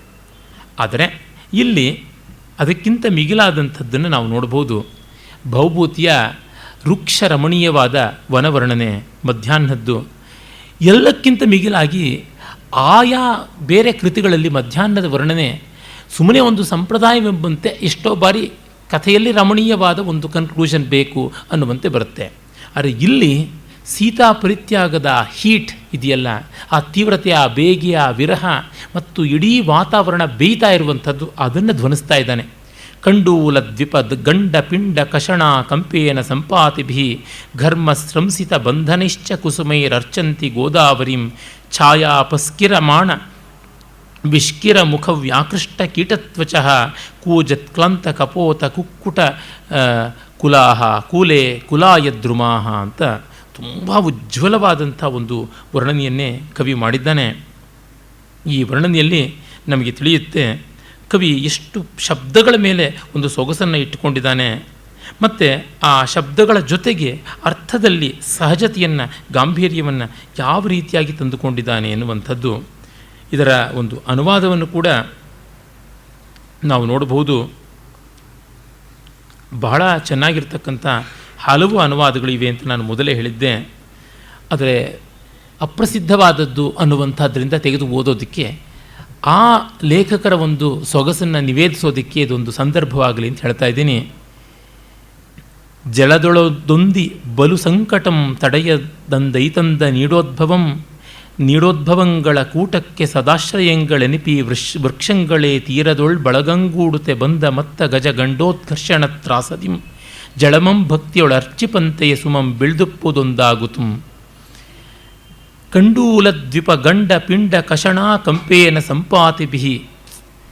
ಆ ಆನೆಗಳ ಒಂದು ಗಂಡಸ್ಥಲ ಕೆನ್ನೆಗಳು ಯಾವುದಿವೆ ಅವುಗಳಿಗೆ ನವೆ ಆದಾಗ ಅವು ಅದನ್ನು ಉಜ್ಜಿಕೊಳ್ಳೋದಕ್ಕೆ ಅಂತ ಹೇಳ್ಬಿಟ್ಟಿದನುವೆ ದಡಗಳಲ್ಲಿರ್ತಕ್ಕಂಥ ನದಿಯ ತೀರದಲ್ಲಿರ್ತಕ್ಕಂಥ ಮರಗಳ ಹತ್ತಿರಕ್ಕೆ ಬರ್ತವೆ. ಆನೆಗಳಿಗೆ ಬೇಸಿಗೆ ಹೊತ್ತಂತೂ ಸ್ನಾನ ಇಲ್ಲದೇ ಇದ್ದರೆ ಆಗೋದೇ ಇಲ್ಲ, ನೀರಿಗೆ ಇಳಿಯುತ್ತವೆ ಸ್ನಾನಕ್ಕೆ. ಹಾಗೆ ಇಳಿದ ಮೇಲಿಂದ ನವೇನ ತೀರಿಸ್ಕೊಳ್ಳೋದಕ್ಕೆ ಹೇಗೆ ಸಾಧ್ಯ? ಸೊಂಡ್ಲಿಂದ ನೀರನ್ನು ಏರ್ಚ್ಕೊಳ್ಬೋದು, ನವೆ ತೀರಿಸ್ಕೊಳ್ಳೋಕ್ಕಾಗೋದಿಲ್ಲ. ಆಗ ಅವು ದಡದ ಮರಗಳ ಹತ್ತಿರಕ್ಕೆ ಬಂದು ಅವು ಉಜ್ಜಿಕೊಳ್ಳುತ್ತವೆ. ಕಂಡೂಲ ದ್ವಿಪಗಂಡ ಪಿಂಡ ಕಷಣ ಕಂಪೇನ ಸಂಪಾತಿಭಿ. ಆಗ ಮರದ ಬೊಡ್ಡೆಗೆ ಉಜ್ಜಿಕೊಂಡ್ರೆ ಮರದಿಂದ ಹೂಗಳು ಉದುರುತ್ತವೆ. ಘರ್ಮಸ್ರಂಸಿತ ಬಂಧನಿಶ್ಚ. ಮಧ್ಯಾಹ್ನದ ಹೊತ್ತಿಗೆ ಬೆಳಗ್ಗೆ ಅರಳಿದ ಹೂಗಳ ಒಂದು ತೊಟ್ಟಿನ ಹತ್ತಿರದ ಅಂಟು ಕಡಿಮೆ ಆಗಿರುತ್ತೆ. ತೊಟ್ಟಿಗೂ ಹೂವಿಗೂ, ಪುಷ್ಪಪಾತ್ರೆಗೂ ಹೂವಿಗೂ ಇರುವ ಬಂಧ ಕಡಿಮೆ ಆಗಿರುತ್ತೆ. ನೀವೇ ನೋಡಿ, ಮಧ್ಯಾಹ್ನದ ಹೊತ್ತಿಗೆ ಗಿಡದಲ್ಲೇ ಇದ್ದರೂ ಹೂವು ಶಿಥಿಲವಾಗಿಬಿಟ್ಟಿರುತ್ತೆ, ಮುಟ್ಟಿದ್ರೆ ಉದುರೋಗುತ್ತೆ. ಅವು ಹೀಗೆ ಉಜ್ಜಿಕೊಂಡ್ರೆ ತಪ್ಪನೆ ಅವು ಉರುಳುತ್ತವೆ. ಘರ್ಮ ಸ್ರಂಸಿತ ಬಂಧನಿಶ್ಚ. ಸ್ರಂಸಿತ ಅಂದರೆ ಶಿಥಿಲವಾದ, ಬೇಗೆಯ ಕಾರಣ ಮಧ್ಯಾಹ್ನದ ಹೊತ್ತಿಗೆ ಶಿಥಿಲವಾದ ಹೂಗಳು ತಾನಾಗಿ ಬೀಳ್ತಾ ಇದ್ದರೆ ಗೋದಾವರಿಯನ್ನು ಪೂಜೆ ಮಾಡ್ತಾ ಇರುವಂತೆ ಕಾಣಿಸುತ್ತೆ. ಛಾಯಾಪಸ್ಕಿರಮಾಣ ವಿಷ್ಕಿರ ಮುಖವ್ಯಾಕೃಷ್ಟ ಕೀಟತ್ವಚ. ಇನ್ನು ಆ ಕೂಜತ್ಕ್ಲಾಂತ ಕಪೋತ ಕುಕ್ಕುಟ ಕುಲಾಹ, ಬೇಗೆಯನ್ನು ತಾಳಲಾರದೆ ಬೇಸಿಗೆ ಗರಿಗಳೆಲ್ಲ ಮೈ ತುಂಬ ತುಂಬಿಕೊಂಡಂಥ ಪಕ್ಷಿಗಳಿಗೂ ಕಷ್ಟವಾಗಿಬಿಟ್ಟಿವೆ. ಅವು ಕಪೋತ, ಕುಕ್ಕುಟ ಮೊದಲಾದಂಥ ಜಲೇತರ ಪಕ್ಷಿಗಳು ಕೂಡ ಬಂದಿವೆ. ಅವುಗಳು ಕೂಡ ಬಂದು ಗೂಡಿನ ಹತ್ತಿರದಿಂದ ಬಂದು ಮರಗಳ ಹತ್ತಿರಕ್ಕೆ ಬಂದು ತಮ್ಮ ನಡುವೆ ಇರತಕ್ಕಂಥ ರೆಕ್ಕೆಗಳ ಮಧ್ಯೆ ಸೇರಿಕೊಂಡ ಕೀಟಗಳನ್ನೆಲ್ಲವನ್ನು ತೆಗೆದುಹಾಕ್ಕೊಂಡು ಆ ರೆಕ್ಕೆಗಳನ್ನು ಬಡ್ಕೊಂಡು ನೀರಿನ ಹತ್ತಿರಕ್ಕೆ ಬರ್ತಾ ಇವೆ. ಈ ಚಿತ್ರಣವನ್ನು ನೋಡು, ಇದು ಮಧ್ಯಾಹ್ನ ಎಷ್ಟು ತೀವ್ರವಾಗಿದೆ ಅಂದರೆ ಜಲಪಕ್ಷಿಗಳಿರಲಿ ಬೇರೆ ಪಕ್ಷಿಗಳು ನೀರನ್ನು ಬಯಸುವಂತೆ ಆಗಿವೆ. ಮತ್ತು ಅವುಗಳ ರೆಕ್ಕೆ ಪುಕ್ಕದ ಸಂಧಿಯಲ್ಲೂ ಆ ಬೇಗೆ ಆ ಹಿಂಸೆ ತಾಳಲಾಗದಂತೆ ಆಗಿದೆ. ದಪ್ಪ ಚರ್ಮದ ಆನೆಗೆ ಕೂಡ ಆ ಬೇಗೆ ತಾಳಲಾರದೆ ನದಿಗೆ ಬಂದು ಸ್ನಾನ ಮಾಡುವ ಸ್ಥಿತಿ, ಮರಕ್ಕೆ ಉಜ್ಜಿಕೊಳ್ಳುವಂಥ ಚಿತ್ರಣ ಇದು ಬಂದಿದೆ ಅಂತ ತೋರಿಸ್ತಾನೆ. ತನ್ಮೂಲಕ ದಿವಸಕ್ಕೆ ಒಂದು ವಿನೂತನವಾದ ಅಪರಾಹ್ನ ಸೌಂದರ್ಯ ಶೋಭೆ ಬಂದಿರೋದನ್ನು ಕವಿ ತೋರಿಸ್ತಾನೆ. ಹೀಗೆ ಮಧ್ಯಾಹ್ನವಾಗಿದೆ ಅಂತ ಅನ್ನೋ ಹೊತ್ತಿಗೆ ನೋಡಿ ಗೋದಾವರಿಗೆ ಪೂಜೆ ಮಾಡುವಂತೆ ಇದೆ ಎನ್ನುವ ಕಲ್ಪನೆ ಕೂಡ ಬಂದಿದೆ. ಇವನಿಗೆ ಮತ್ತೆ ಮತ್ತೆ ಈ ನದಿಗಳ ಬಗ್ಗೆ ಇರುವ ಗೌರವ ಪಾವಿತ್ರ್ಯ ಅದೆಲ್ಲ ಕಾಣಿಸುತ್ತೆ. ಇದು ಶುದ್ಧ ವಿಷ್ಕಂಭಕ. ಭೌಭೂತಿ ಸಾಮಾನ್ಯವಾಗಿ ಶುದ್ಧ ವಿಷ್ಕಂಭಕಗಳನ್ನೇ ಜಾಸ್ತಿ ಮಾಡ್ತಾನೆ. ಒಂದು ಕಡೆ ಏನೋ ಮಿಶ್ರ ವಿಷ್ಕಂಭಕ ಬರುತ್ತೆ, ಪ್ರವೇಶಕ ಅಂತೂ ಬರುವುದೇ ಇಲ್ಲ. ಎಲ್ಲ ಎಬೋವ್ ಆ್ಯಾವರೇಜ್ ಪಾತ್ರಗಳನ್ನೇ ಇಟ್ಟು ತೋರಿಸ್ತಾನೆ. ಅವರ ಬಾಯಿಂದ ಸೀತಾಪರಿತ್ಯಾಗ ತಪ್ಪು ತಪ್ಪು ತಪ್ಪು ಅಂತ ಹೇಳಿಸ್ತಾ ಬರ್ತಾನೆ.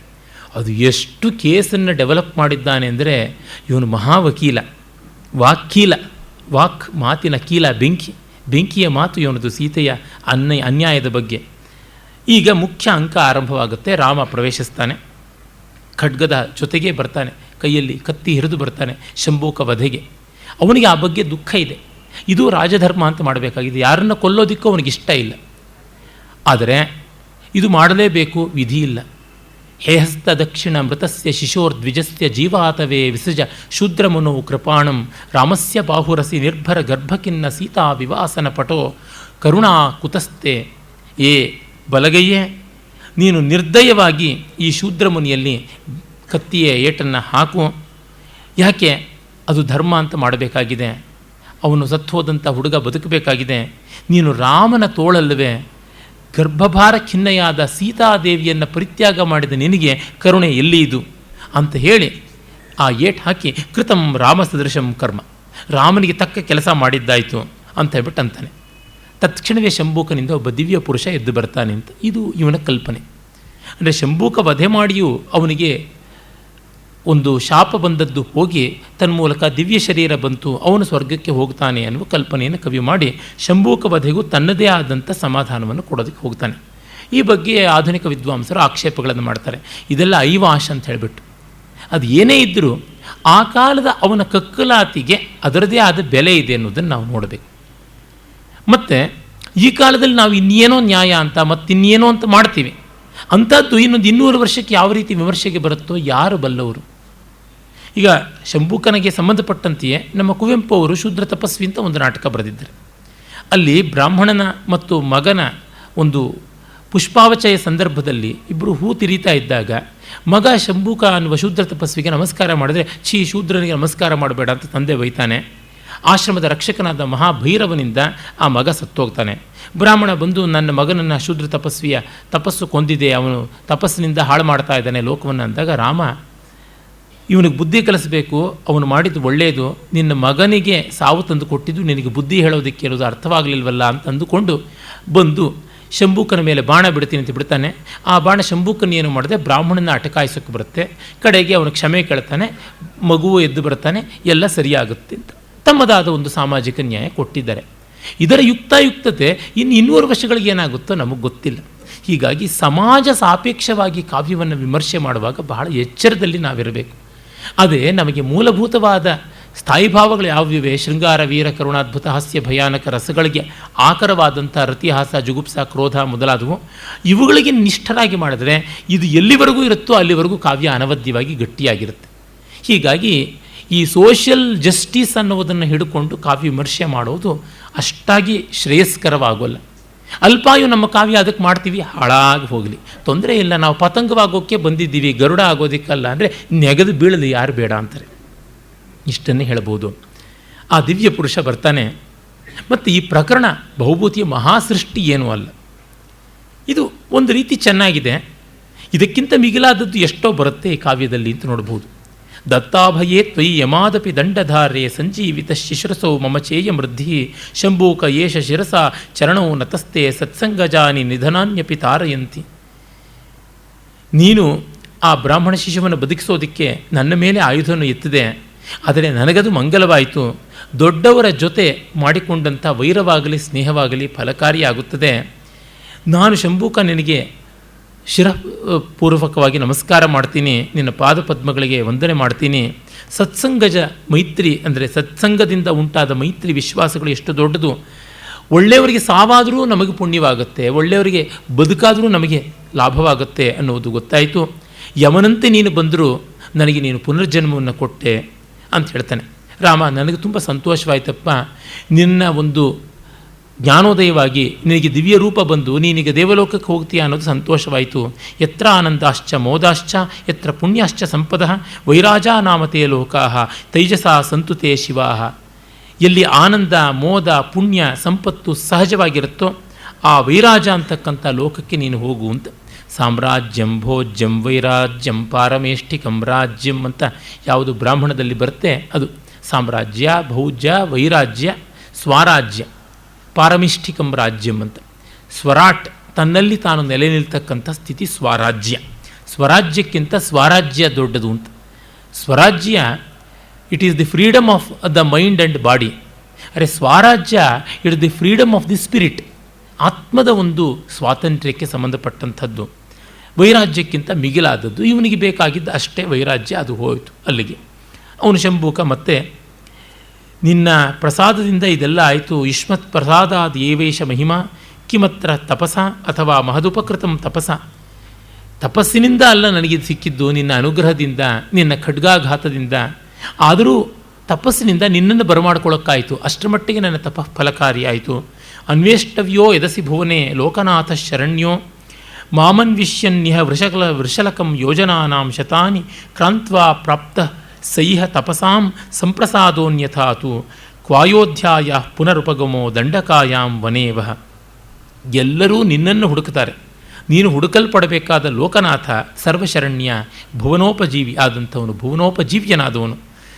ನನ್ನಂಥ ಸಾಮಾನ್ಯನ ಒಬ್ಬ ಶೂದ್ರನನ್ನು ನೀನು ಹುಡುಕಿಕೊಂಡು ಬಂದಿಯಲ್ಲ, ಇಷ್ಟು ದೂರ ನನ್ನನ್ನು ಹುಡುಕಿ ನಡೆದು ಬಂದಿಯಲ್ಲ.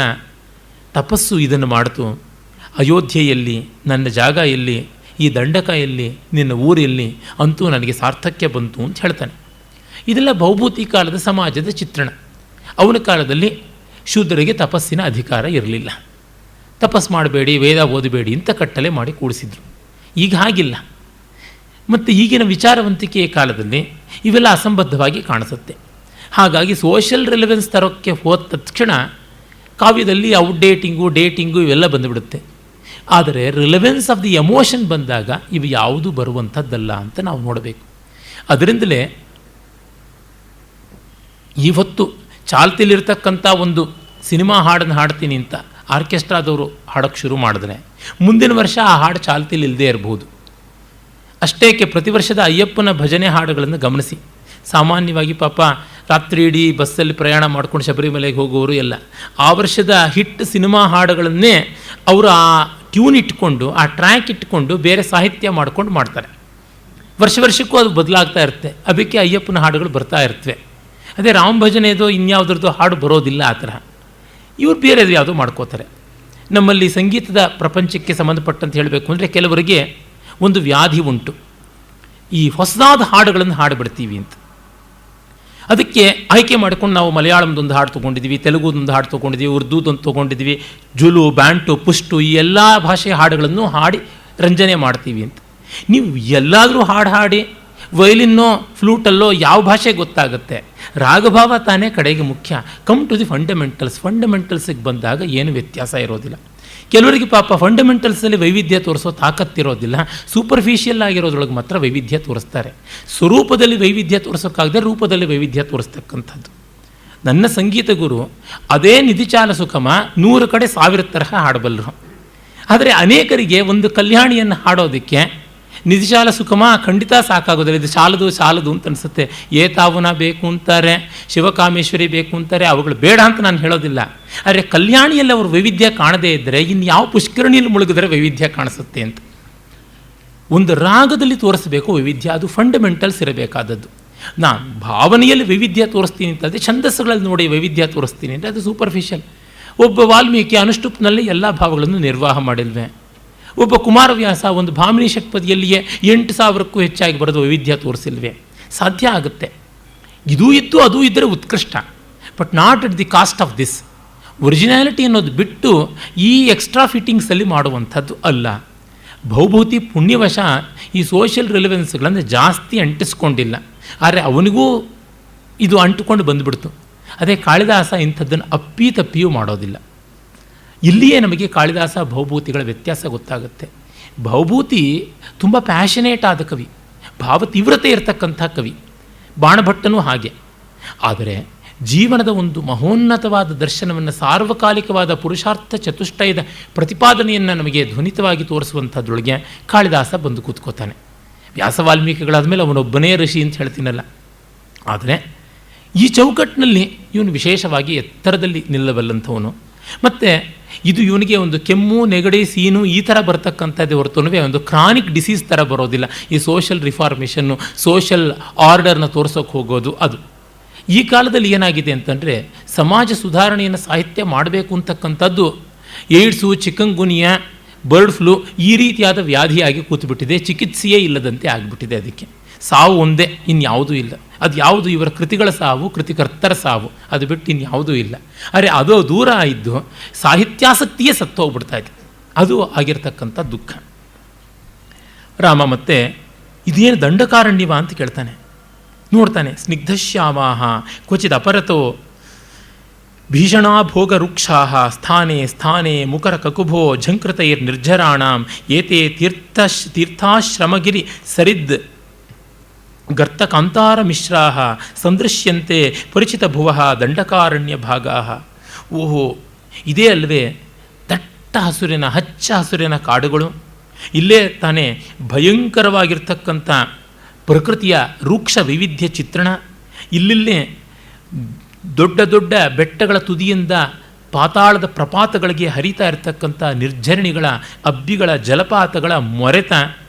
ಇಲ್ಲೇ ತಾನೇ ಪುಣ್ಯಾಶ್ರಮಗಳು ಮತ್ತು ಇಲ್ಲಿಯೇ ತಾನೇ ಕಾಡಿನ ಪ್ರಾಣಿಗಳ ಓಡಾಟ. ಓ, ಇದೇ ಅಲ್ವಾ ಅಪರಿಚಿತವಾದ ದಂಡಕಾರಣ್ಯ ಅಂತಂತಾನೆ. ಆಮೇಲೆ ಶಂಭೂಕ ಹೇಳ್ತಾನೆ, ನೀನು ಪ್ರಕೃತಿಯನ್ನು ನೋಡಿ ದಂಡಕಾರಣ್ಯ ಮೆಚ್ಕೋತಾ ಇದೆಯಾ? ನಮಗಾದರೆ 14 ರಾಕ್ಷಸಾ ತ್ರಯಶ್ಚ ದೂಷಣಕರ ತ್ರಿಮೂರ್ಧಾನೋ ರಣೇಹತಃ. 14,014 ರಾಕ್ಷಸ ಸೇನೆ ಮತ್ತು ಖರ, ದೂಷಣ, ತ್ರಿಶರ ಅಂತಕ್ಕಂಥ 3 ನಾಯಕರು. ಇವ್ರನ್ನ ಏಕಾಂಗಿಯಾಗಿ ಕೊಂದ ಜಾಗ ಇದು ನಿನ್ನ ವೀರ ವಿಹಾರ ಭೂಮಿ ಅಂತ ನಮಗೆ ಜ್ಞಾಪಕಕ್ಕೆ ಬರುತ್ತೆ ಅಂತ. ನೋಡಿ ಎಷ್ಟು ಚೆನ್ನಾಗಿ ರಾಮ ತನ್ನ ಕೆಲಸವನ್ನು ಯಾವುದನ್ನೂ ನೆನೆಸ್ಕೊಳ್ಳೋದಿಲ್ಲ. ಅದರಿಂದಲೇ ಅವನು ತನ್ನನ್ನು ಎಂದೂ ಕೊಂಡಾಡಿಕೊಳ್ತಾ ಇರಲಿಲ್ಲ. ಅನುತ್ಸೇಕ ಆ ವಿಶೇಷವಾದ ಗುಣ ಅವನದಾಗಿತ್ತು ಅಂತ. ಆಮೇಲೆ ನಿನ್ನ ಈ ಒಂದು ರಾಕ್ಷಸ ನಿಗ್ರಹದ ಕಾರಣ ಇಲ್ಲಿ ನಮ್ಮಂಥವರೆಲ್ಲ ತಪಸ್ಸು ಮಾಡ್ಕೊಂಡಿರೋಕ್ಕಾಯಿತು ಅಂತ ಹೇಳ್ಬಿಟ್ಟಂತಾನೆ. ಆಮೇಲೆ ಅದನ್ನು ನೋಡ್ತಾ ಇದ್ದಾನೆ ರಾಮ. ಶಂಭೂಕನು ಅದನ್ನು ನೋಡಿ ವರ್ಣನೆ ಮಾಡ್ತಾನೆ. ಇದು ಎಷ್ಟು ಸೊಗಸಾಗಿದೆ ನೋಡು.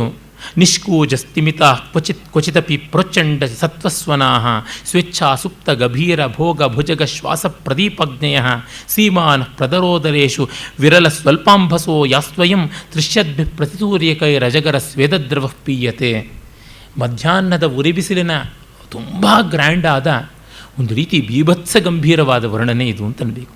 ನಿಷ್ಕೂಜಸ್ತಿಮಿತಾಹ, ಪಕ್ಷಿಗಳು ಸದ್ದು ಮಾಡದೆ ನಿಶ್ಚಲವಾಗಿಬಿಟ್ಟಿದೆ.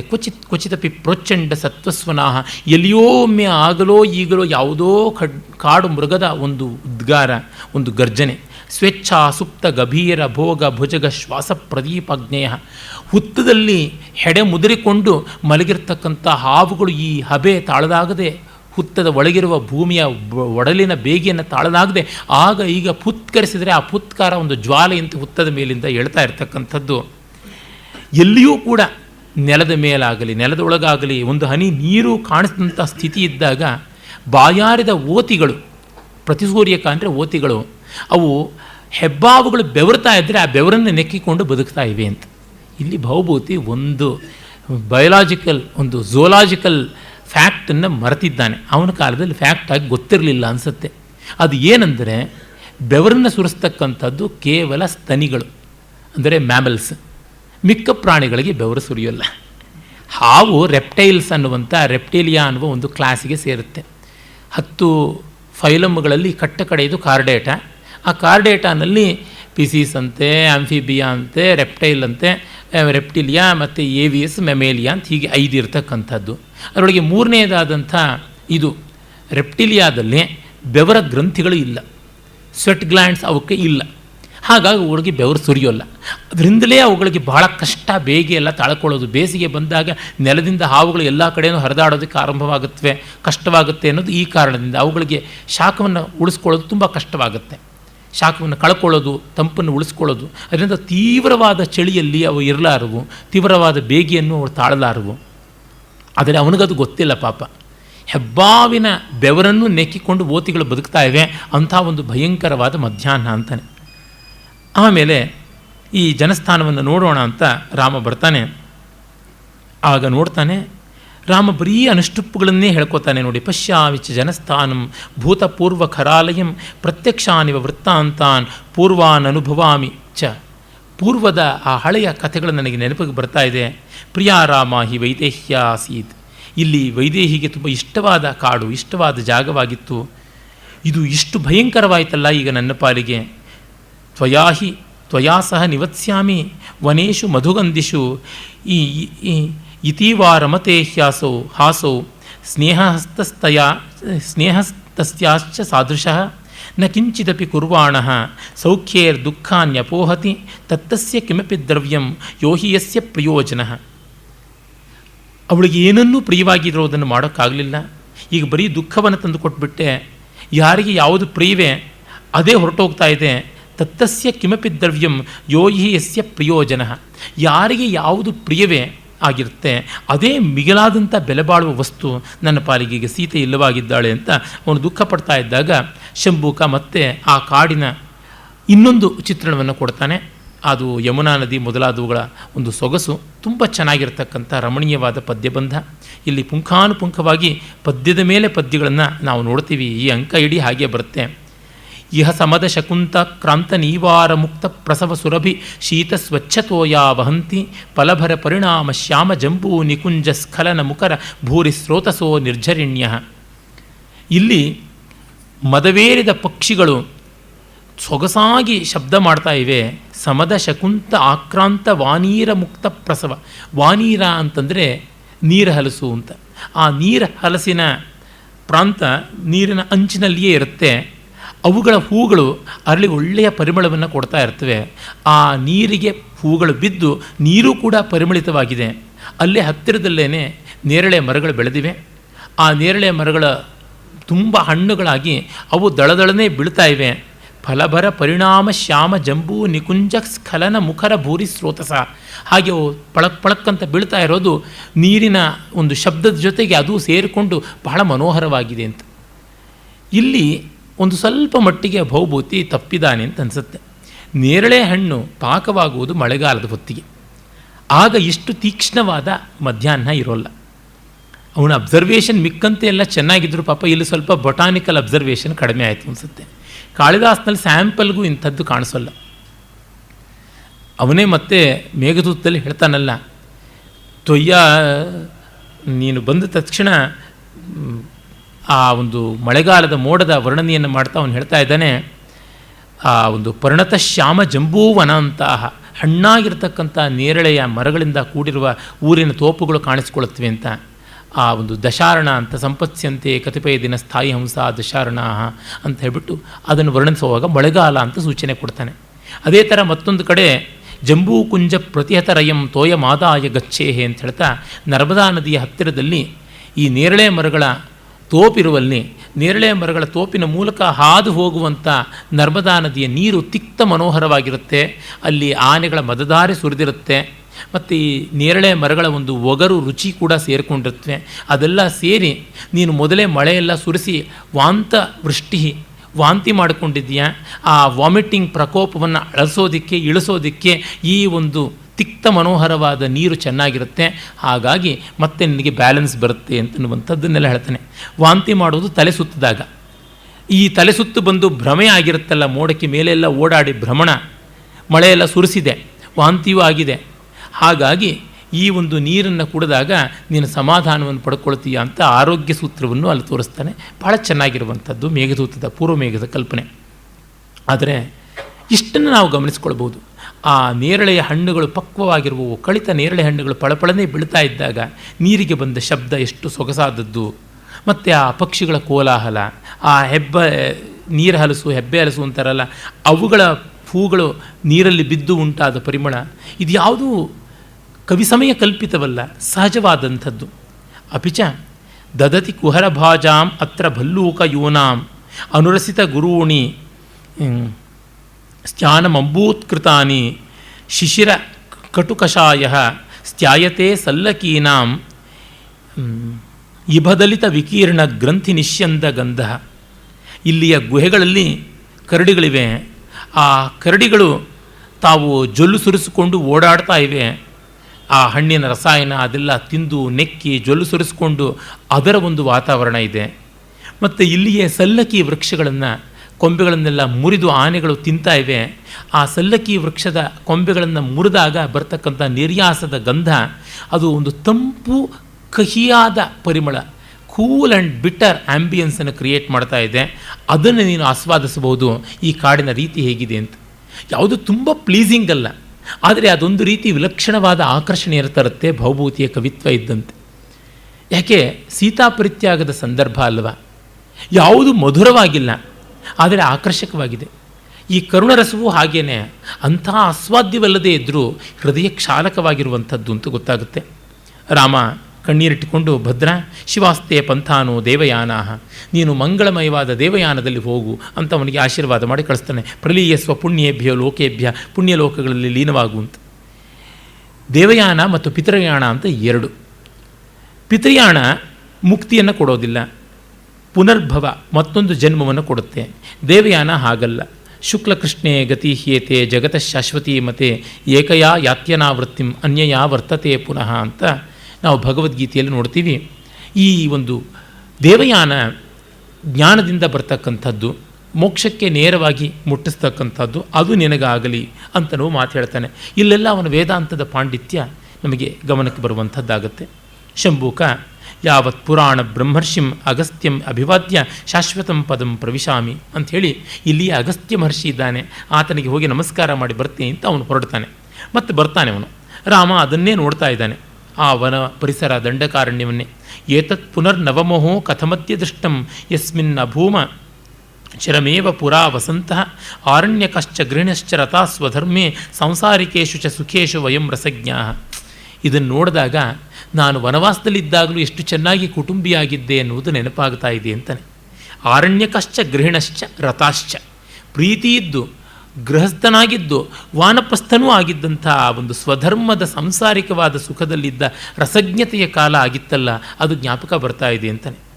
ಏತೇತಯೇವ ಗಿರಯೋ ವಿರ್ವನ್ಮಯೂರ ಸ್ಥಾನ್ಯೇವ ಮತ್ತ ಹರಿಣಾನಿ ವನಸ್ಥಲಾನಿ ವಂಜುಲ ಋತಾನಿ ಚ ತಾನ್ಯಮೂನಿ ನೀರಂಧ್ರ ನೀಪ ನಿಚುಲಾನಿ ಸರಿತ್ತಟಾನಿ. ಇದೇ ಆ ಬೆಟ್ಟ, ಇದೇ ಆ ನವಿಲುಗಳ ಕೇಕಾಕಾರಗಳ ಒಂದು ಪರಿಸರ, ಇದೇ ಮತ್ತೇರಿದ ಹರಿಣಗಳು ಹಾರಾಡಿ ಓಡಾಡ್ತಕ್ಕಂಥ ಕಾಡಿನ ಹುಲ್ಲುಗಾವಲುಗಳು, ಇಲ್ಲಿಯೇ ಮನೋಹರವಾದಂಥ ಅಶೋಕ ವೃಕ್ಷಗಳು ಮತ್ತು ದಟ್ಟವಾಗಿ ಹಬ್ಬಿಕೊಂಡಿರ್ತಕ್ಕಂಥ ಕದಂಬ ವೃಕ್ಷಗಳು ಹಾಗೂ ನಿಚುಲಗಳು ಅಂತಂದರೆ ಈ ಹೆಬ್ಬೆ ಗಿಡ ಅಂತ ಕರೀತಾರೆ. ಆ ಹೆಬ್ಬೆ ಗಿಡಗಳು ಅವೆಲ್ಲ ಬೆಳೆದಿರ್ತಕ್ಕಂಥ ಒಂದು ನದಿ ತೀರ ಅಂತ. ಹೆಬ್ಬೆ ನೀರಿನ ಪಕ್ಕದಲ್ಲಿಯೇ ಬೆಳೀತಕ್ಕಂಥದ್ದು. ಆ ಒಂದು ನೀರ ಪಕ್ಕದಲ್ಲಿಯೇ ಬೆಳೆಯುವ ಆ ಗಿಡಗಳನ್ನು ಗುರುತಿಸಿ ಸರೋವರ ಮತ್ತು ಗೋದಾವರಿ ನದಿ ಅಂತ ಇವುಗಳನ್ನೆಲ್ಲ ಗಮನಿಸ್ಕೊಳ್ತಾ ಇದ್ದಾನೆ. ಮೇಘಮಾಲೇವ ಯಶ್ಚಾಯಾಂ ಆರಾಧಿವ ವಿಭಾವ್ಯತೆ ಗಿರಿ ಪ್ರಸ್ರವಣ ಸೋಯಂ ಅತ್ರ ಗೋದಾವರಿ ನದಿ. ಇದೇ ಮೋಡದ ಮಾಲಿಕೆಗಳನ್ನು ತಲೆಯ ಮೇಲೆ ಸುತ್ತಕೊಂಡಿರ್ತಕ್ಕಂಥ ಗಿರಿ ಪ್ರಸ್ರವಣ, ಕೆಳಗೇ ನಿರ್ಮಾಲ್ಯದಂತೆ ಹರಿತಾ ಇರುವಂತಹ ಗೋದಾವರಿ ನದಿ ಅಂತಂದುಕೊಂಡು ಯೋಚನೆ ಮಾಡ್ತಾನೆ. ಅಸ್ಯೇವಾಸೀನ್ ಮಹತಿ ಶಿಖರೇ ಗೃಧ್ರರಾಜಸ್ಯ ವಾಸಃ, ಇದೇ ಪ್ರಸ್ರವಣದ ಮೇಲೆ ಗೃಧ್ರರಾಜ ಜಟಾಯು ಇದ್ದದ್ದು.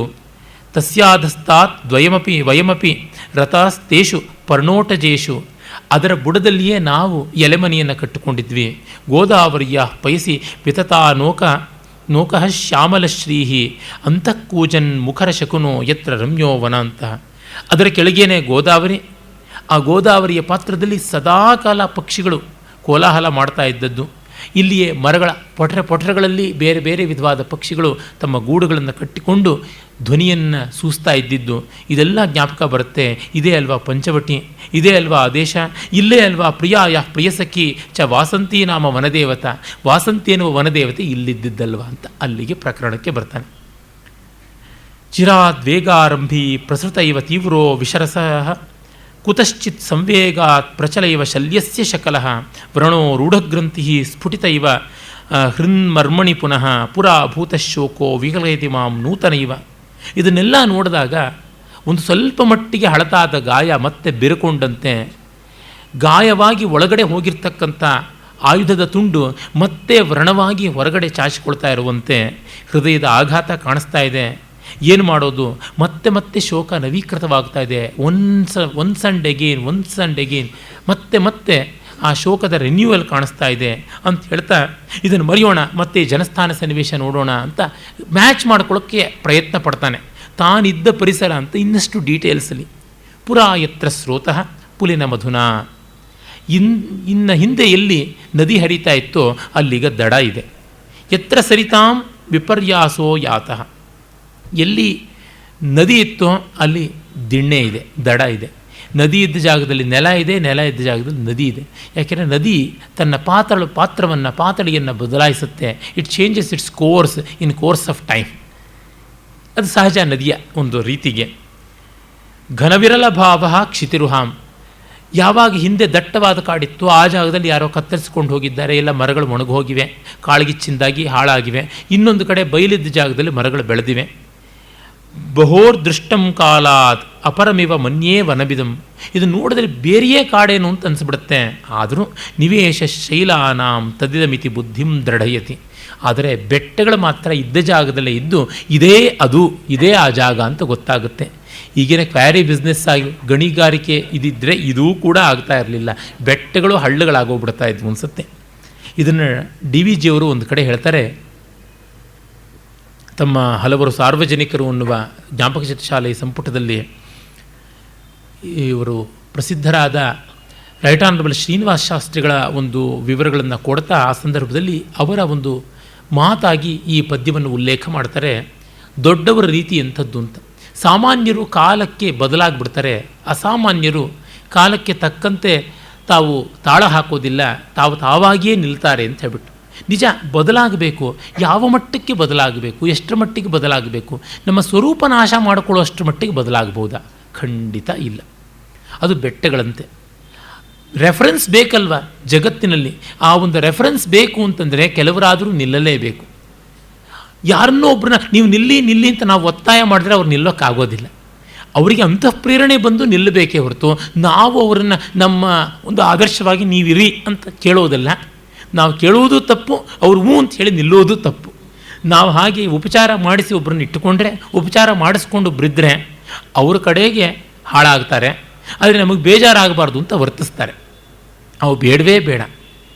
ನಾವು ನಮ್ಮ ಸಮಕಾಲೀನರು ಯಾರು ಯೋಗ್ಯರಾದವರು ಸಿಗದೇ ಇದ್ದರೆ ಚಿಂತೆ ಬೇಡ.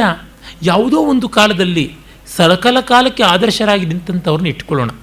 ಅದರಿಂದಲೇ ನನಗೆ ಎಷ್ಟೋ ಬಾರಿ ಅನಿಸುತ್ತೆ, ರಕ್ತ ಮಾಂಸ ತುಂಬಿಕೊಂಡಿರ್ತಕ್ಕಂಥ ಗುರುಗಳು ಅಂತ ಹುಡ್ಕೊಳ್ಳೋಕ್ಕೆ ಬದಲಾಗಿ ಮತ್ತು ಅವರುಗಳು ಏನೋ ಮಾಡಿಬಿಟ್ರು ಅಂತ ಭ್ರಮನಿರಸನ ಮಾಡ್ಕೊಳ್ಳೋಕ್ಕೆ ಬದಲಾಗಿ ರಕ್ತ ಮಾಂಸ ಮೈವಲ್ಲದೆ ಇರತಕ್ಕಂಥ ಕಲ್ಲು ಲೋಹಗಳ ದೇವರ ವಿಗ್ರಹಗಳನ್ನು ಇಟ್ಕೊಳ್ಬಹುದು ಅಂತ.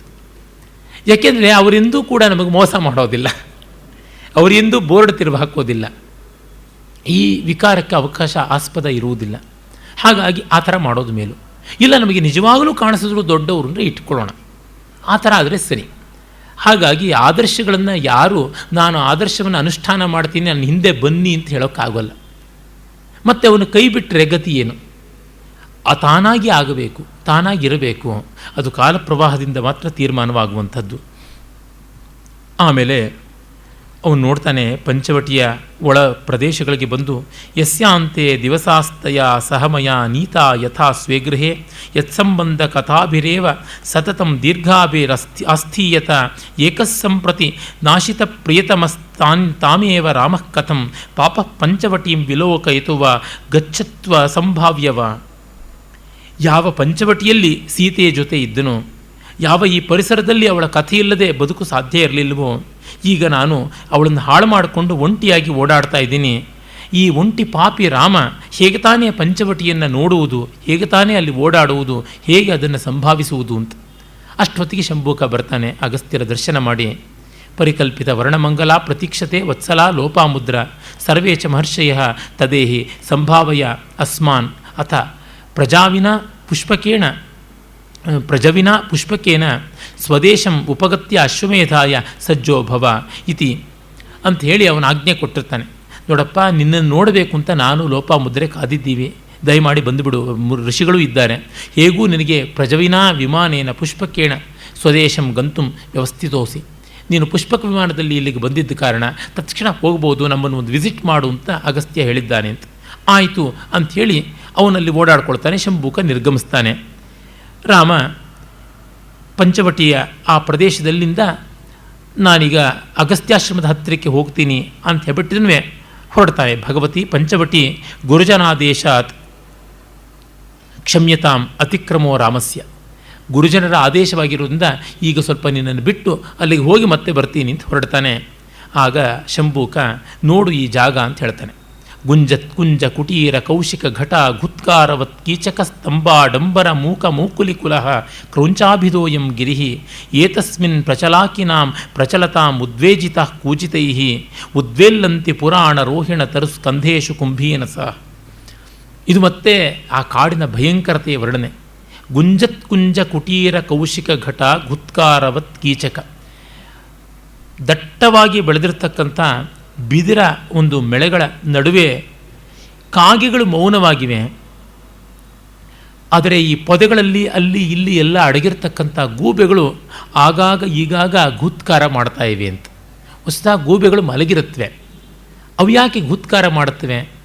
ಅಷ್ಟು ದಟ್ಟವಾದ ಕತ್ತಲಿರುವುದರಿಂದ, ಕತ್ತಲಿನಲ್ಲಿ ಅವು ಓಡಾಡೋದ್ರಿಂದ ಆ ಒಂದು ದಟ್ಟವಾದ ಕಾಡಿನ ಒಳಗೆ ಕತ್ತಲಿನ ಭ್ರಮೆ ಕಲ್ಪಿಸಿಕೊಂಡು ಅವು ಆಗಲೋ ಈಗಲೋ ಘೂತ್ಕಾರವನ್ನು ಮಾಡ್ತಾ ಇವೆ. ಕಾಗೆ ಮಾತ್ರ ಆ ಮಧ್ಯಾಹ್ನದ ತೀವ್ರತೆಗೆ ಎಲ್ಲಿಯೂ ಹಾರಾಡದೆ ಸ್ತಬ್ಧವಾಗಿದೆ. ಇದು ಕ್ರೌಂಚ ಪರ್ವತ ಎದುರಿಗೆ ಕಾಣಿಸ್ತಾ ಇದೆ.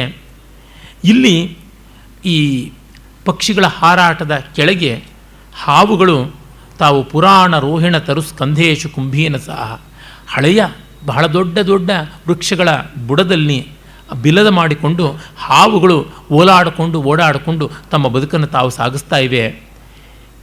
ಏತೇತೆ ಕುಹರೇಶು ಗದ್ಗದ ನದದ್ ಗೋದಾವರಿ ವಾರಯ. ಇದೇ ಹಳ್ಳ ಕೊಳ್ಳಗಳಲ್ಲಿ ಗೋದಾವರಿ ಗದ್ಗದವಾಗಿ ಶಬ್ದ ಮಾಡಿಕೊಂಡು ಹರಿತಾ ಇದೆ. ಮೇಘಾಲಂಬಿಲ ಮೌಲಿ ನೀಲಶಿಖರಾಹ ಕ್ಷೋಣೀಭೃತೋ ದಾಕ್ಷಿಣಾಃ ಅನ್ಯೋನ್ಯ ಪ್ರತಿಘಾತ ಸಂಕುಲ ಚಲತ್ ಕಲ್ಲೋಲ ಕೋಲಾಹಲೈ ಉತ್ತಾಲಾಸ್ತೈಮೇ ಗಭೀರ ಪಯಸಃ ಪುಣ್ಯ ಸರಿತ್ಸಂಗಮಾಃ. ಹಾಗೆ ಮೋಡಗಳು ಕೂಡ ಈ ನೀರನ್ನು ಕುಡಿದು ಮೈದುಂಬಿಸಿಕೊಳ್ಳಬೇಕು ಅಂತ ಬರ್ತಾ ಇರುವಂಥ ಕೋಲಾಹಲ ಕಾಣಿಸುವಂತಹ ಆಳವಾದ ನೀರುಳ್ಳ ನದಿಗಳು ಎಷ್ಟೋ ಬಂದು ಈ ಗೋದಾವರಿಯನ್ನು ಸೇರ್ತಾ ಇವೆ. ಈ ಬೆಟ್ಟಗಳು ಕೂಡ ಮೋಡಗಳನ್ನು ತಮ್ಮ ತಲೆ ಮೇಲೆ ಹೊತ್ತುಕೊಂಡಿವೆ. ಹೀಗೆ ಒಟ್ಟಿನಲ್ಲಿ ಇಡೀ ಪರಿಸರ ಭೂಮವಾಗಿ ತೋರ್ತಾ ಇದೆ ಅಂತ ಹೇಳ್ತಾರೆ. ಇಲ್ಲಿ ಯಾವುದೇ ಹೋಲಿಕೆಗಳನ್ನು ಕೊಟ್ಟಿಲ್ಲ ಕವಿ. ಇಷ್ಟು ಪದ್ಯಗಳನ್ನು ನಾನು ಓದಿದೆ. ಒಂದೇ ಒಂದು ಕಡೆ ಅದು ಇದರ ಹಾಗಿದೆ, ಇದು ಅದರ ಹಾಗಿದೆ ಅಂತ ಉಪಮಾಲಂಕಾರ ಇಲ್ಲ, ಹಾಗಂತ ರೂಪಕಾಲಂಕಾರ ಇಲ್ಲ, ಇದೇ ಅದು ಅಂತ. ಇದೋ ಅದು ಅನ್ನುವ ಸಂದೇಹ ಅಲಂಕಾರ ಇಲ್ಲ, ಇದು ಅದು ಅಂತ ಭ್ರಾಂತಿ ಆಗ್ತಾ ಇದೆ ಅಂತ ಭ್ರಾಂತಿಮದ ಅಲಂಕಾರ, ಇದಕ್ಕಿದೇ ಹೋಲಿಕೆ ಅದಕ್ಕೆ ಅದೇ ಹೋಲಿಕೆ ಅನ್ನುವ ಅನನ್ವಯ ಅಲಂಕಾರ ಇಲ್ಲ. ಅದಿಲ್ಲದೆ ಇದ್ದರೆ ಇದಾಗ್ತಾ ಇತ್ತು ಅಂತಕ್ಕಂಥ ಒಂದು ಯಾವುದೇ ಅಪನ್ನುತಿ ಮೊದಲಾದ ಅಲಂಕಾರಗಳಿಲ್ಲ. ಹೀಗೆ ಯಾವ ಅಲಂಕಾರವೂ ಇಲ್ಲದೆ ಹಸಿಯಾಗಿ ವರ್ಣಿಸ್ತಾ ಇದ್ದಾನೆ. ಎಲ್ಲ ಸ್ವಭಾವೋಕ್ತಿ ಅಲಂಕಾರ, ಅಬ್ಸರ್ವೇಷನ್. ನಮಗೆ ಹಿತ ಅನ್ನಿಸ್ಬೋದು, ಹಿತ ಅಲ್ಲ ಅಂತ ಅನ್ನಿಸ್ಬೋದು. ಆದರೆ ಇಷ್ಟು ನೋಡಬೇಕಾದ್ದು ಈ ಕಾಡಿನ ವರ್ಣನೆಯನ್ನು ಇದ್ದಂತೆ ವರ್ಣನೆ ಮಾಡಿರುವಂಥದ್ದು, ಇದನ್ನು ಹಾಗೇ ತೋರಿಸಿರುವಂಥದ್ದು. ಇರುವುದನ್ನು ಇರುವಂತೆ ಹೇಳಿದರೆ ಕವಿತ್ವ ಆಗುತ್ತಾ? ಆಗೋಲ್ಲ. ಆದರೆ ಇರುವುದರ ಸೂಕ್ಷ್ಮತೆಯನ್ನು ತೋರಿಸಿದ್ರೆ, ಸೂಕ್ಷ್ಮ ಸ್ವಭಾವ ನಿದರ್ಶನಂ ಸ್ವಭಾವೋಕ್ತಿ ಅಂತ. ಸೂಕ್ಷ್ಮ ಸ್ವಭಾವ ಅಂದರೆ ಆ ಹಾವುಗಳು ಹೇಗೆ ಓಡಾಡ್ತಾ ಇವೆ, ಪಕ್ಷಿಗಳು ಹೇಗೆ ರೆಕ್ಕೆ ಬಡಿತಾ ಇವೆ. ಗುಂಜತ್ ಕುಂಜ ಕುಟೀರ ಕೌಶಿಕ ಘಟ ಗುತ್ಕಾರವತ್ ಕೀಚಕ. ಆ ಬಿದಿರ ಮೆಳೆಗಳು ಹಿಂಗೆ ಉಜ್ಜಿಕೊಂಡ್ರೆ ಅದರ ಒಳಗೆ ಯಾವುದೋ ಗೂಬೆಗಳ ಶಬ್ದ ಮಾಡ್ತಾ ಇವೆ ಅನ್ನೋ ಧ್ವನಿ ಉತ್ಪಾದನೆ ಮಾಡುವಂಥ ರೀತಿದಾಗಲಿ. ಸ್ತಂಭಾಡಂಬರ ಮೂಕ ಮೌಕಲಿ ಕುಲ. ಆ ಬಿದಿರ ಮೆಳೆಗಳ ಸ್ತಂಭದ ಆಡಂಬರಕ್ಕೆ ಸ್ತಬ್ಧವಾಗಿರುವಂಥ ಕಾಗೆಗಳ ಗುಂಪು. ಹೀಗೆ ಅಬ್ಸರ್ವೇಷನ್ನಲ್ಲಿ ಸೂಕ್ಷ್ಮತೆಯನ್ನು ತೋರಿಸ್ತಾನೆ. ಏತೇತೆ ಕುಹರೇಶು ಗದ್ಗದ ನದದ್ ಗೋದಾವರಿ ವಾರಯ. ಕೊರಕಲಗಳಲ್ಲಿ ಗದ್ಗದ ಶಬ್ದ ಮಾಡುವಂಥ ಗೋದಾವರಿ ನದಿ. ಈ ಶಬ್ದಗಳಲ್ಲಿ ಏನು ನಾದ ಇದೆಯಲ್ಲ, ಗದ್ಗದ ನದದ್ ಗೋದಾವರಿ ಅನ್ನುವಲ್ಲಿ ಅದು ಹೇಗೆ ಹರಿಯುತ್ತೆ ಅಂತ ಗೊತ್ತಾಗುತ್ತೆ. ಆಡಿಟ್ರಿ ಇಮ್ಯಾಜಿನೇಷನ್ ಅಂತ ಯಾವುದನ್ನು T.S. ಎಲಿಯಟ್ ಹೇಳ್ತಾನೆ, ಅದು ಇದೇ ಅಲ್ಲದೆ ಮತ್ತಿನ್ಯಾವುದು. ಈ ಥರದ ಶ್ರಾವಣ ಪ್ರತಿಭೆ ತೋರಿಸ್ತಾನೆ. ಇದನ್ನು ಅನುವಾದ ಮಾಡಿ ಹೇಳಿದ್ರೆ ಏನೂ ಸ್ವಾರಸ್ಯ ಇಲ್ಲ. ನನಗೇ ಗೊತ್ತಾಗ್ತಾ ಇದೆ, ನಾನು ಪದ್ಯಗಳಿಗೆ ತಾತ್ಪರ್ಯ ಹೇಳುವಾಗ ಅಂಥದ್ದೇನೂ ಸ್ವಾರಸ್ಯ ಕಾಣೋಲ್ಲ ಅಂತ. ಅದರಿಂದ ತಕ್ಕ ಮಟ್ಟಿಗೆ ಸ್ವಲ್ಪ ಸ್ವಾರಸ್ಯಕಾರಿಯಾಗಬಹುದು ಅಂತ ಕನ್ನಡದ ಅನುವಾದವನ್ನು ಓದಿದ್ರೆ ನೋಡಿ ಏನಿರಬಹುದು ಅಂತ.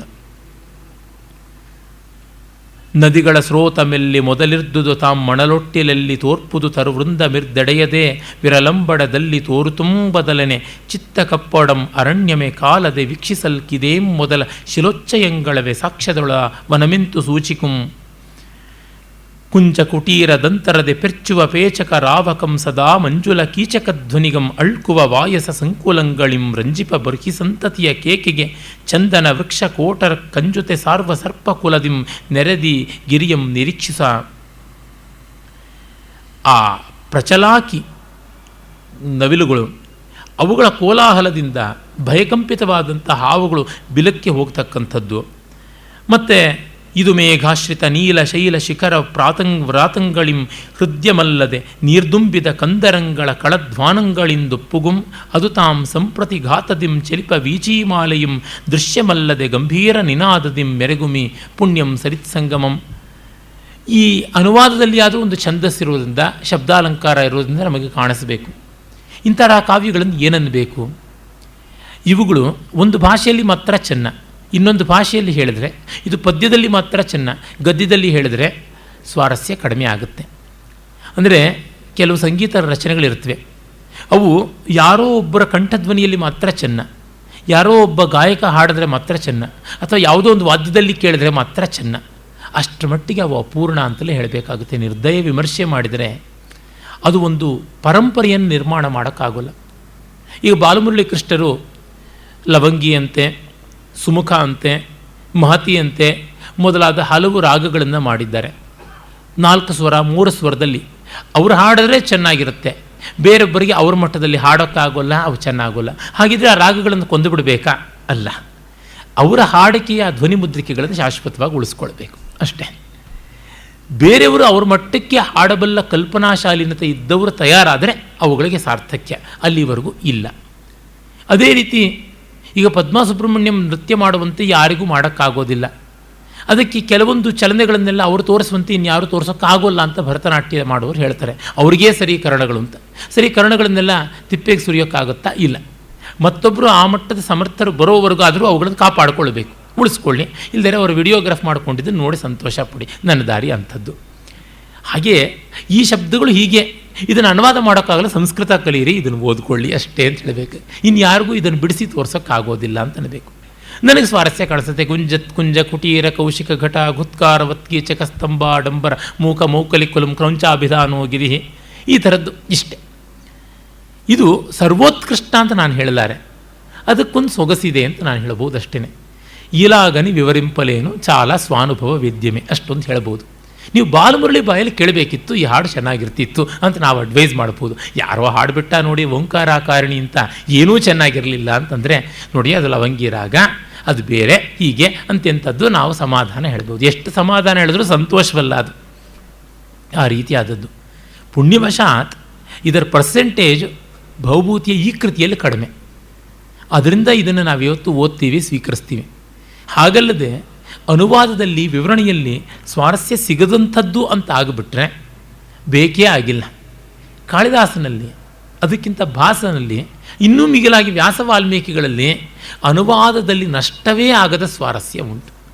ಅದರಿಂದಲೇ ಅವರು ಆಚಂದ್ರಾರ್ಕವಾಗಿ ಬಾಳಬಲ್ಲಂಥ ವರಕವಿಗಳು, ಋಷಿಕವಿಗಳು, ಕವೀಶ್ವರರು.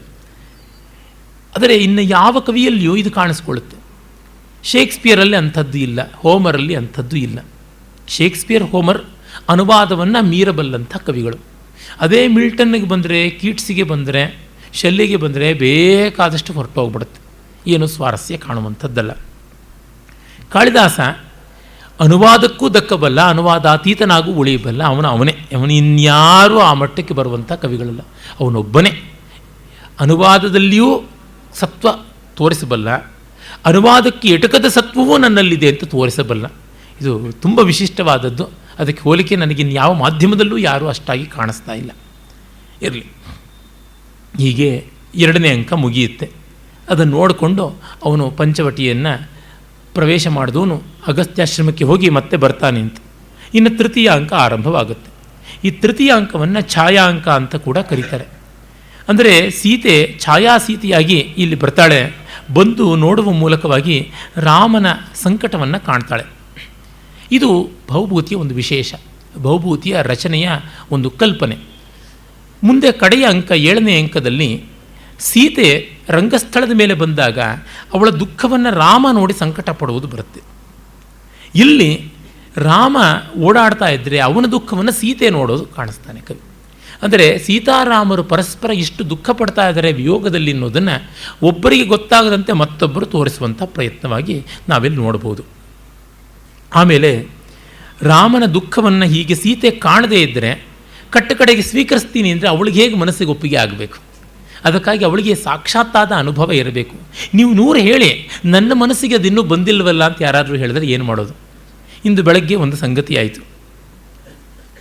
ಒಬ್ಬರು ತುಂಬ ದೊಡ್ಡರು, ಸಮಾಜದಲ್ಲಿ ರಾಜಕೀಯವಾಗಿ ಮತ್ತು ನೈತಿಕವಾಗಿ ಸ್ಥಾನಮಾನಗಳಿಂದ ತುಂಬ ಉನ್ನತರಾದವರೊಬ್ಬರು, ತುಂಬ ವಯಸ್ಸಿನಿಂದಲೂ ಹಿರಿಯರು, ವಿದ್ವಾಂಸರು ನನಗೆ ಫೋನ್ ಮಾಡಿದ್ರು. ಇನ್ಯಾರೋ ನನ್ನ ಪರಿಚಿತರವ್ರ ಹತ್ರ ಹೋಗ್ಬಿಟ್ಟು ಅವ್ರು ಯಾವುದೋ ಒಂದು ಸಂಸ್ಥೆಗೆ ನೀವು ಮಾರ್ಗದರ್ಶಿಯಾಗಿರ್ತೀರಾ ಅಂತ ಕೇಳಿದ್ರಂತೆ. ಅವ್ರು ನನಗೆ ಫೋನ್ ಮಾಡಿ ಇಂಥ ಖಾಖಾ ಗಾಗ ಜ್ಞಾ ಅಂತ ಒಬ್ಬರು ಬಂದು ನನ್ನನ್ನು ಕೇಳಿದ್ರು, ನಾನು ಏನು ಮಾಡಬೇಕು ಹೇಳಿ ಅಂತಂದರು. ನಿಮಗೆ ಅವ್ರು ಗೊತ್ತು ತಾನೇ, ನಿಮಗೆ ಅವರು ತುಂಬ ವಿಶ್ವಾಸಪ್ರಾಯರ ಹೇಗೆ ಅಂತ. ನನಗವರು ಗೊತ್ತು, ಅವರು ನನ್ನ ಪಾಲಿಗೆ ಒಳ್ಳೆಯವರಾಗಿದ್ದಾರೆ. ಅರೆ, ನಿಮ್ಮ ಪಾಲಿಗೆ ಈ ವ್ಯವಹಾರದಲ್ಲಿ ಅಷ್ಟೇ ಹಾಗೆ ಇರ್ತಾರೆ ಅಂತ ನಾನು ಹೇಗೆ ಹೇಳಿದೆ? ಅದರಿಂದ ನೀವು ಅವರಿಗೆ ಮಾರ್ಗದರ್ಶನ ಮಾಡಿ, ಅರೆ ಅವರು ಲೆಟ್ರೆಡ್ಡಲ್ಲಿ ನಿಮ್ಮನ್ನು ಮಾರ್ಗದರ್ಶಿಗಳು ಅಂತಲೋ ಮತ್ತೊಂದು ಅಂತ ಹಾಕ್ಕೊಳ್ಳೋದ್ರ ಬಗ್ಗೆ ನಾನು ಏನು ಜವಾಬ್ದಾರಿ ಕೊಡಲಾನೆ. ಯಾಕೆಂದರೆ ಸೀತೆಗೆ ರಾಮ ಕಂಡಂತೆ ರಾವಣನಿಗೆ ರಾಮ ಕಾಣಲಿಲ್ವಲ್ಲ. ಈ ಥರದ್ದು ವ್ಯಕ್ತಿ ವಿಶೇಷಗಳಲ್ಲಿ ಆಗಿಯೇ ಆಗುತ್ತದೆ. ನೀವು ಮಾರ್ಗದರ್ಶನ ಖಂಡಿತ ಮಾಡಬೇಕು. ಆ ಕೆಲಸ ಶ್ಲಾಘ್ಯವಾದದ್ದು, ಅದು ಉತ್ತಮವಾದದ್ದು ಅಂತ ಅಷ್ಟೆಲ್ಲ ಹೇಳಬಲ್ಲೆ. ವ್ಯಕ್ತಿಯ ಬಗ್ಗೆ ಕೇಳಿದ್ರೆ ಹೇಗೆ ಹೇಳಲಿ? ನನಗೆ ಕಷ್ಟವಾಗುತ್ತೆ, ನೀವೇ ತೀರ್ಮಾನಿಸ್ಕೊಳ್ಬೇಕಾದದ್ದು ಅಂತ. ಏನಪ್ಪ ನೀನು ಹೀಗೆ ಹೇಳಿಬಿಟ್ಟಿ ಅಂತಂದರು. ನಾನು ಹೀಗೆ ಹೇಳಬೇಕಾಗತ್ತೆ, ಏನು ಮಾಡ್ಬೋದು? ಬೇಕಾದಷ್ಟು ಕಡೆ ಕೈ ಸುಟ್ಕೊಂಡಿದ್ದೀನಿ, ಬಾಯಿ ಸುಟ್ಕೊಂಡಿದ್ದೀನಿ, ಇನ್ನೇನು ಹೇಳಲಿ ನಾನು ಅಂತಂದೆ. ಹಾಗಾಗಿ ಸೀತೆಯಂಥ ಸೀತೆಗೆ ಕೂಡ ರಾಮ ನಿಜವಾಗಿ ನಿನಗಾಗಿ ಶೋಕಪಟ್ಟ ಅಂತ ಯಾವ ವಾಲ್ಮೀಕಿ ಹೇಳಿದ್ರು, ವಸಿಷ್ಠ ಹೇಳಿದ್ರು ಕೇಳಬೇಕು ಅಂದರೆ ಹೇಗೆ ಸಾಧ್ಯವಾಗುತ್ತೆ? ವಿಚಾರದಲ್ಲಿ ಅನ್ಯ ಪ್ರಮಾಣ ಸ್ವೀಕಾರ್ಯ, ಆದರೆ ಭಾವನೆಯಲ್ಲಿ ಸ್ವಪ್ರಮಾಣವೇ ಕಡೆಗೆ ಬರ್ತಕ್ಕಂಥದ್ದು, ಆತ್ಮೈಕ ಪ್ರಾಮಾಣ್ಯವಾಗುತ್ತೆ. ನಾವು ಎಷ್ಟೆಷ್ಟು ಹೆಚ್ಚಂದರೂ ವಶೀಲಿ ಮಾಡ್ಬೋದು. ಏನೋ ನಮ್ಮ ಅನುಭವದ ಕೆಲವು ಘಟನೆಗಳನ್ನು ನಿವೇದಿಸಬಹುದು, ಒಂದು ಕಾವ್ಯದ ಮಟ್ಟಕ್ಕೆ ಅದನ್ನು ತಂದು ಕೊಡಬಹುದು. ಅವರು ಅದನ್ನು ಕಾವ್ಯದ ಮಟ್ಟಿಗೆ ಆಸ್ವಾದ ಮಾಡ್ಬೋದೇ ಹೊರತು ಅದನ್ನು ವಾಸ್ತವಕ್ಕೆ ತರೋದು ಹೇಗೆ? ಕಾವ್ಯವನ್ನು ಓದಿಕೊಂಡು ವಾಸ್ತವಕ್ಕೆ ಇಳಿಸೋದಕ್ಕೆ ಆಗುತ್ತಾ? ಆಗುವಂಥದ್ದಲ್ಲ. ಇದು ಇರುವಂಥದ್ದು. ಕಡೆಗೆ ನಿಮಗೆ ಅನುಭವ ಆಗಬೇಕು. ನಿಮ್ಮ ಅನುಭವಕ್ಕೆ ಇದೊಂದು ಅನುಕೂಲವಾದ ಪೂರ್ವಭಿತ್ತಿ ಅಷ್ಟೇ ಅಂತ ಹೇಳ್ಬೋದು, ಇನ್ನೇನೂ ಹೇಳೋಕ್ಕಾಗೋದಿಲ್ಲ. ಈ ರೆಕಮೆಂಡೇಷನ್ಗಳೆಲ್ಲ ನಡೀದೇ ಇರತಕ್ಕಂಥದ್ದು. ಇದನ್ನು ಕವಿಯಾಗಿ ಬಲ್ಲ ಭವಭೂತಿ. ಅದಕ್ಕಾಗಿ ಸೀತಾ ರಾಮರ ಸಂಕಟಗಳನ್ನು ಪರಸ್ಪರ ಅವ್ರು ನೋಡಿಕೊಳ್ಬೇಕು. ಅದರೊಳಗೂ ರಾಮ ಸೀತೆಯ ಸಂಕಟವನ್ನು ನೋಡೋದಂತೂ ಸರಿ, ಸೀತೆ ರಾಮನ ಸಂಕಟವನ್ನು ಮೊದಲಿಗೆ ನೋಡಬೇಕು, ಆಮೇಲೆ ಸೀತೆ ಮನಸ್ಸು ಮಾಡಬೇಕು. ರಾಮ ಸೀತೆಯ ಸ್ವೀಕಾರಕ್ಕೆ ಖಂಡಿತ ಸಿದ್ಧ ಇದ್ದಾನೆ, ಅರೆ ಸೀತೆ ಸಿದ್ಧ ಇದ್ದಾಳ ಅದನ್ನು ನಾವು ಗಮನಿಸಬೇಕಲ್ವ. ಕೆಲವೊಮ್ಮೆ ಏನಾಗುತ್ತೆ, they are ready to shake hands with you ಅಂದರೆ, but I am not ready ಅಂತಂದುಬಿಟ್ರೆ ಬಹಳ ಕಷ್ಟವಾಗುತ್ತೆ. ಸೀತೆಯಂಥವಳೆ ಕಡೆಗೆ ಸಾಕು ನಿನ್ನ ಜೊತೆ ಸಂಸಾರ ಅಂತ ಭೂಪ್ರವೇಶ ಮಾಡಲಿಲ್ವ? ಮತ್ತೊಮ್ಮೆ ತೋರಿಸ್ಬಿಡ್ಲಿ, ಪಾತಿವ್ರತ್ಯ ನಿರೂಪಣೆ ಮಾಡಲಿ ಅಂದರೆ, ಹೌದು ಮಾಡ್ತೀನಿ ನಾನು ಪತಿವ್ರತೆ ಆಗಿದ್ದರೆ ನಮ್ಮಮ್ಮನ ಜಾಗಕ್ಕೆ ನಾನು ಹೋಗುವಂತೆ ಆಗಲಿ ಅಂತಂದರೆ, ನಾನು ಬುದ್ಧಿವಂತನಾಗಿದ್ದರೆ ಈ ಪರೀಕ್ಷೆನಲ್ಲಿ ನನಗೆ 0 ಮಾರ್ಕ್ಸ್ ಬರಲಿ ಅಂತ ಬರೆದಂತೆ. ನಿಜ, ಅದು ಹೌದು. ಆದರೆ ಅದು ಎಂಥದ್ದು? ಈ ಸ್ಥಿತಿಯನ್ನು ಕವಿ ಕಂಡುಕೊಂಡು ಇಲ್ಲಿ ಬಳಕೆ ಮಾಡ್ತಾನೆ. ಈ ಕಾರಣದಿಂದ ವಿಶೇಷವಾದಂಥದ್ದು. ಮತ್ತು ಈ 3ನೇ ಅಂಕವೇ ಭವಭೂತಿಯ ಕಾರುಣ್ಯ ವಿಶೇಷಕ್ಕೆ ನಿದರ್ಶನವಾದದ್ದು. ಕಾರುಣ್ಯಂ ಭವಭೂತಿರೇವ ತನುತೆ ಅಂತ ಮಾತಿದೆಯಲ್ಲ, ಅದಕ್ಕಿದೇ ಬಂದಂಥದ್ದು. ಇಲ್ಲಿ ಮತ್ತೆ ಒಂದು ಶುದ್ಧ ವಿಷ್ಕಂಭಕ, 2 ನದಿ ದೇವತೆಗಳ ಸಂವಾದ. ಒಂದು ನದಿ ಮುರಲ ಅಂತ, ಇದು ಕೇರಳ ಹತ್ರ ಹರಿಯತಕ್ಕಂಥ ನದಿ. ಅದನ್ನು ದಂಡಕಾರಣ್ಯದಲ್ಲಿ ಯಾಕೆ ತಂದ ಅಂತ ಗೊತ್ತಾಗೋಲ್ವಾದರೂ ಅದು ನದಿ ದೇವತೆ ಬಂದಿರೋದು, ನದಿ ಹರಿದಿದ್ದಲ್ಲ. ಹಾಗೆ ತಮಸೆ ಹಿಮಾಲಯದ ಹತ್ತಿರದ ಪ್ರಾಂತದಲ್ಲಿ ಗಂಗೆಯ ಹತ್ತಿರ ಹರಿತಕ್ಕಂಥ ತಮಸೆ ದಂಡಕಾರಣ್ಯಕ್ಕೆ ಬರೋದು. ಎಲ್ಲರೂ ದಂಡಕಾರಣ್ಯದ ಹತ್ತಿರಕ್ಕೆ ಬರುವಂಥದ್ದು. ಕಾರಣ ಅಲ್ಲಿ ರಾಮ ಓಡಾಡ್ತಾ ಇದ್ದಾನೆ. ಇಂದು ಅಗಸ್ತ್ಯಾಶ್ರಮದಿಂದ ಅವನು ದಂಡಕಾರಣ್ಯದಲ್ಲಿ ಓಡಾಡುವನಿದ್ದಾನೆ. ದಂಡಕಾರಣ್ಯದ ಒಳಗಿನ ವಿವರಗಳು, ಪಂಚವಟಿ ತನ್ನ ಋಷ್ಯಾಶ್ರಮ ಇದ್ದ ಜಾಗ, ಅಲ್ಲಿಗೆಲ್ಲ ರಾಮ ವಿಸಿಟ್ ಮಾಡ್ತಾನೆ ಅಂತನ್ನುವುದು ಅಲ್ಲಿಯ ಹಿನ್ನೆಲೆ. ಹಾಗಾಗಿ ಮುರಲೆ ತಮಸೆ ಇಬ್ಬರು ನದಿ ದೇವತೆಯರು ಬಂದಿದ್ದಾರೆ. ಅವ್ರು ಮಾತಾಡ್ಕೊಳ್ತಿದ್ದಾರೆ. ತಮಸೆ ಕೇಳ್ತಾಳೆ, ಸಖಿ ಮುರಲೆ ಕಿಮಸಿ ಸಂಭ್ರಾಂತೇವ, ಯಾಕೆ ತುಂಬ ಎಕ್ಸೈಟ್ಮೆಂಟ್ ಇದೆಯಲ್ಲ? ಅದಕ್ಕೆ ಅವಳು ಹೇಳ್ತಾಳೆ, ಹೌದು, ಲೋಪಾಮುದ್ರೆ ನನಗೆ ಗೋದಾವರಿಗೆ ಒಂದು ಮಾತು ಹೇಳು ಅಂತ ಹೇಳಿ ಕಳಿಸಿದ್ದಾಳೆ. ಏನಂದರೆ, ಜಾನಾಸ್ಯೇವ ಯಥಾ ವಧೂ ಪರಿತ್ಯಾಗಾತ್ ಪ್ರಭೃತಿ ಅನಿರ್ಭಿನ್ನೋ ಗಭೀರತ್ವಾದ ಅಂತರ್ಗೂಢ ಘನವ್ಯತಃ ಪುಟಪಾಕ ಪ್ರತೀಕಾಶೋ ರಾಮಸ್ಯ ಕರುಣೋರಸ. ರಾಮನ ಕರುಣ ರಸ ಇದುವರೆಗೂ ಅನಿರ್ಭಿನ್ನ, ಒಡಕೊಳ್ಳದೇ ಇತ್ತು. ರಾಜ ಗಾಂಭೀರ್ಯದಿಂದ ನಾನಾ ವಿಧವಾದ ಕರ್ತವ್ಯಗಳ ಭಾರದಲ್ಲಿ ಅವನು ಇದನ್ನು ತೋರ್ಪಡಿಸಿಕೊಳ್ತಾ ಇರಲಿಲ್ಲ. ಮತ್ತು ಅವನು ಆಳದ ವ್ಯಕ್ತಿ ಕೂಡ, ಹಿ ಈಸ್ ವೆರಿ ಡೀಪ್. ಗಭೀರತ್ವಾದ್ ಅಂತರ್ನಿಗೂಢ ವ್ಯಥ, ಅಂತಸ್ಸಿನಲ್ಲಿ ನಿಗೂಢವಾದಂಥ ವ್ಯಥೆ ಅನಿರ್ಭಿನ್ನ, ಒಡಕೊಳ್ತಾ ಇರಲಿಲ್ಲ. ಅದು ಪುಟಪಾಕ ಪ್ರತೀಕಾಶ. ಈ ಪುಟ ಹಾಕೋದು ಅಂತಾರೆ, ಇದು ಆಯುರ್ವೇದದ ಒಂದು ಪರಿಭಾಷೆ. ಇನ್ನು ಕೆಲವು ಕಡೆಯಲ್ಲೂ ಅದು ರಸವೈದ್ಯದಲ್ಲಿ ಕೂಡ ಬಳಕೆಗಿರ್ತಕ್ಕಂಥದ್ದು. ಪುಟ ಹಾಕೋದು ಅಂದರೆ ಆಕ್ಸೈಡ್ಸನ್ನು ತಯಾರು ಮಾಡೋದು, ಭಸ್ಮಗಳನ್ನು ತಯಾರು ಮಾಡೋದು ಅಂತ ಅದಕ್ಕೆ ವಿಶೇಷವಾಗಿ ಬಳಸ್ತಾರೆ. ಒಂದು ಬಂಗಾರದ್ದು, ಬೆಳ್ಳಿಯದು ಯಾವುದೋ ಒಂದು ಭಸ್ಮ ಆಕ್ಸೈಡ್ ಬೇಕು, ಗೋಲ್ಡ್ ಆಕ್ಸೈಡ್ ಅಥವಾ ಸಿಲ್ವರ್ ಆಕ್ಸೈಡ್ ಎಲ್ಲ ಬೇಕು ಅಂತಂದರೆ ಅದನ್ನು ಆಕ್ಸಿಡೇಷನ್ ಪ್ರೋಸೆಸ್ಗೆ ಅಂತ ಗಾಳಿಯಲ್ಲಿ ಅತಿಶಯವಾದ ತಾಪದಲ್ಲಿ ಇಟ್ಟು ಅದನ್ನು ಕಾಯಿಸ್ತಾರೆ. ಹಾಗೆ ಕಾಯಿಸುವಾಗ ಒಂದು ಮಟ್ಟದ ನಿಯಂತ್ರಿತವಾದ ವಾತಾವರಣ ಬೇಕು. 2 ಶಾರೆಗಳು, ಅವುಗಳನ್ನು ಹಣತೆ ಥರದ ತಟ್ಟೆಗಳು ಅಂತ ಕರೀಬಹುದು, ಅವುಗಳಲ್ಲಿ ಮಧ್ಯದಲ್ಲಿ ಇಟ್ಟುಬಿಟ್ಟಿದ್ದನು ಸುತ್ತಲೂ ಕಟ್ಟಿ ಅದನ್ನು ಕಲ್ಲಿದ್ದಲು ಅಥವಾ ಬೆರಣಿ ಈ ಥರದೊಳಗೆ ಇಟ್ಟು ಕಾಯಿಸಿ ಅದಕ್ಕೆ ಆಕ್ಸಿಡೇಷನ್ ಆಗುವಂತೆ ಮಾಡ್ತಾರೆ. ಹಾಗೆ ಮಾಡುವಾಗ ಅನೇಕ ಪುಟ, ಶತಪುಟ, ಸಹಸ್ರ ಪುಟ ಅಂತೆಲ್ಲ ಉಂಟು. 10 ಬಾರಿ 100 ಬಾರಿ ಎಲ್ಲ ಮಾಡಬೇಕು. ಯಾಕೆ ಒಂದೇ ಬಾರಿಗೆ ರೆಡ್ಯೂಸ್ ಆಗೋಲ್ಲ. ಆಗೆಲ್ಲ ನಮಗೆ ಸಿಕ್ಕಾಪಟ್ಟೆ ಹೈ ಟೆಂಪ್ರೇಚರ್ಗೆ ಹೋಗುವ ಅವಕಾಶ ಇರಲಿಲ್ವಲ್ಲ. ಈಗೆಲ್ಲ ಎಲೆಕ್ಟ್ರಿಕ್ ಕ್ರೂಸಿಬಲ್ಸ್ ಎಲ್ಲ ಬಂದಿವೆ. ಹಾಗಾಗಿ ಲೀಲಾಜಾಲವಾಗಿ ಮಾಡಬಹುದು. ಆ ಕಾರಣದಿಂದ ಪೂರ್ಣವಾಗಿ ಆಕ್ಸಿಡೈಸ್ ಆಗದೇ ಇದ್ದರೆ ಈ ಲೋಹ ನೇರವಾಗಿ ಶರೀರಕ್ಕೆ ಹೋಗಬಾರ್ದು, ಅದು ಒಳ್ಳೆಯದಲ್ಲ. ಆ ಕಾರಣದಿಂದ ಕಂಪ್ಲೀಟ್ ಆಕ್ಸಿಡೇಷನ್ ಆಗಬೇಕು. ಅದನ್ನು ಸಜ್ಜು ಮಾಡಿಕೊಳ್ಳಬೇಕು ಅಂತ ಶತಪುಟ, ಸಹಸ್ರ ಪುಟ ಅಂತೆಲ್ಲ ಮಾಡುವರು. ಒಂದಾದ ಮೇಲೆ ಒಂದು ಬಾರಿ ಸುಟ್ಟು ಮಾಡ್ತಾಯಿದ್ರು. ಹಲವು ದಿವಸಗಳು ತಗೋತಾ ಇದ್ವು. ಅದು ನಿಧಾನವಾಗಿ ಕವರ್ಕೊಂಡು ಒಳಗಿಂದ ಹುಡ್ಕೊಂಡು ಬರ್ತಾಯಿತ್ತು. ಅದೆಲ್ಲ ಗಮನದಲ್ಲಿದ್ದರೆ ಪುಟಪಾಕ ಪ್ರತೀಕಾಶ ರಾಮಸ್ಯ ಕರುಣೋರಸ ಗೊತ್ತಾಗುತ್ತೆ. ಅಷ್ಟು ಸುಡ್ತಾ ಇತ್ತು ಸೀತಾ ವಿಯೋಗ ಅವನಿಗೆ ಅಂತ. ಅದರಿಂದ ಈ ಹೊತ್ತನಕ್ಕೂ ಅವನು ಪಂಚವಟಿ ಪ್ರವೇಶ ಮಾಡ್ತಾನೆ. ತುಂಬ ಚೆನ್ನಾಗಿ ಸೀತೆ ಜೊತೆ ಇದ್ದ ಕಾಲ ಅದು. ಆ ದಿವಸಗಳ ನೆನಪಾಗಿಬಿಡುತ್ತೆ. ಅವನ ಕೈನಲ್ಲಿ ಆಗೋದಿಲ್ಲ. ಅವನು ಎಷ್ಟು ಬಾರಿ ಮೂರ್ಛೆ ಹೋಗ್ತಾನೋ, ಪ್ರಾಣತ್ಯಾಗವೇ ಆಗಿಬಿಡುತ್ತೋ ಗೊತ್ತಿಲ್ಲ. ಅದಕ್ಕಾಗಿ ಗೋದಾವರಿ, ನೀನು ಎಚ್ಚರದಲ್ಲಿದ್ದು ಅವನಿಗೆ ಶೈತ್ಯೋಪಚಾರ ಮಾಡಬೇಕು. ಒಬ್ಬ ನರ್ಸ್ ಥರ ಅಲ್ಲಲ್ಲಿ ಓಡಾಡಿಕೊಂಡಿರಬೇಕು.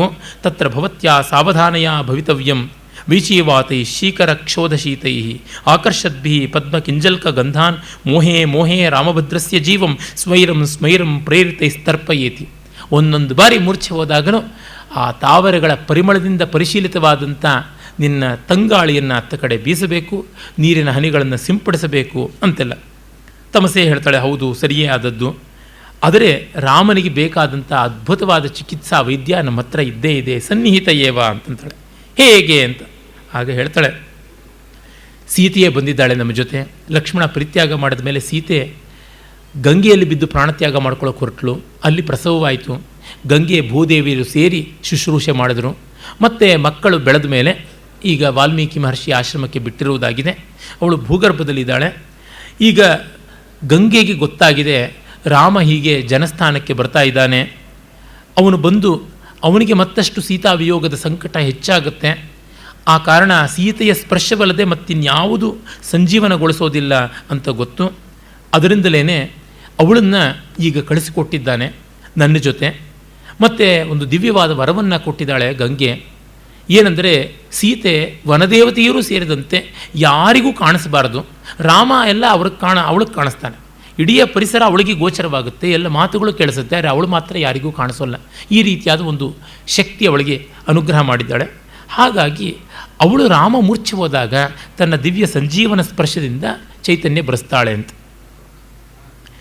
ಪರಿಪಾಂಡು ದುರ್ಬಲ ಕಪೋಲ ಸುಂದರಂ ದಧತಿ ವಿಲೋಲ ಕಬರೀಕ ಮಾನನಂ ಕರುಣಸ್ಯ ಮೂರ್ತಿ ರಥವಾ ಶರೀರಿಣಿ ವಿರಹವ್ಯಥೇವ ವನಮೇತಿ ಜಾನಕಿ. ಇದೋ ನೋಡು, ಮುಖ ಬಿಳಿಚಿಕೊಂಡು ಬಿಟ್ಟಿದೆ, ಕೆನ್ನೆ ಒಳಗೆ ಹೋಗಿಬಿಟ್ಟಿದೆ, ಕೂದಲು ಉದುರಿ ಒಂಟಿ ಜಡೆ, ಕರುಣ ರಸವೇ ಮೂರ್ತಿವೆತ್ತಂತೆ, ವಿರಹವ್ಯತೆಯೇ ದೇಹವನ್ನು ತಾಳಿದಂತೆ ಸೀತೆ ಬರ್ತಾ ಇದ್ದಾಳೆ ನೋಡು. ಕಿಸಲಯಮಿವ ಮುಗ್ಧಂ ಬಂಧನಾದ್ ವಿಪ್ರಲೂನಂ ಹೃದಯ ಕಮಲ ಶೋಷಿ ದಾರುಣೋ ದೀರ್ಘಶೋಕ ಗ್ಲಪಯತಿ ಪರಿಪಾಂಡು ಕ್ಷಾಮಮಸ್ಯಾ ಶರೀರಂ ಶರದಿಜ ಇವ ಘರ್ಮ ಕೇತಕೀ ಗರ್ಭಪತ್ರಂ. ಚಿಗುರಿನಂತೆ ಎಳಸಾದ ಅವಳ ಜೀವ ಇಂದು ಹೃದಯ ಶೋಕದಿಂದ ದಾರುಣವಾಗಿ ಒಣಗಿ ಹೋಗಿದೆ. ಹೃದಯ ಕಮಲವೂ ಕೂಡ ಕಂದಿ ಹೋಗಿದೆ.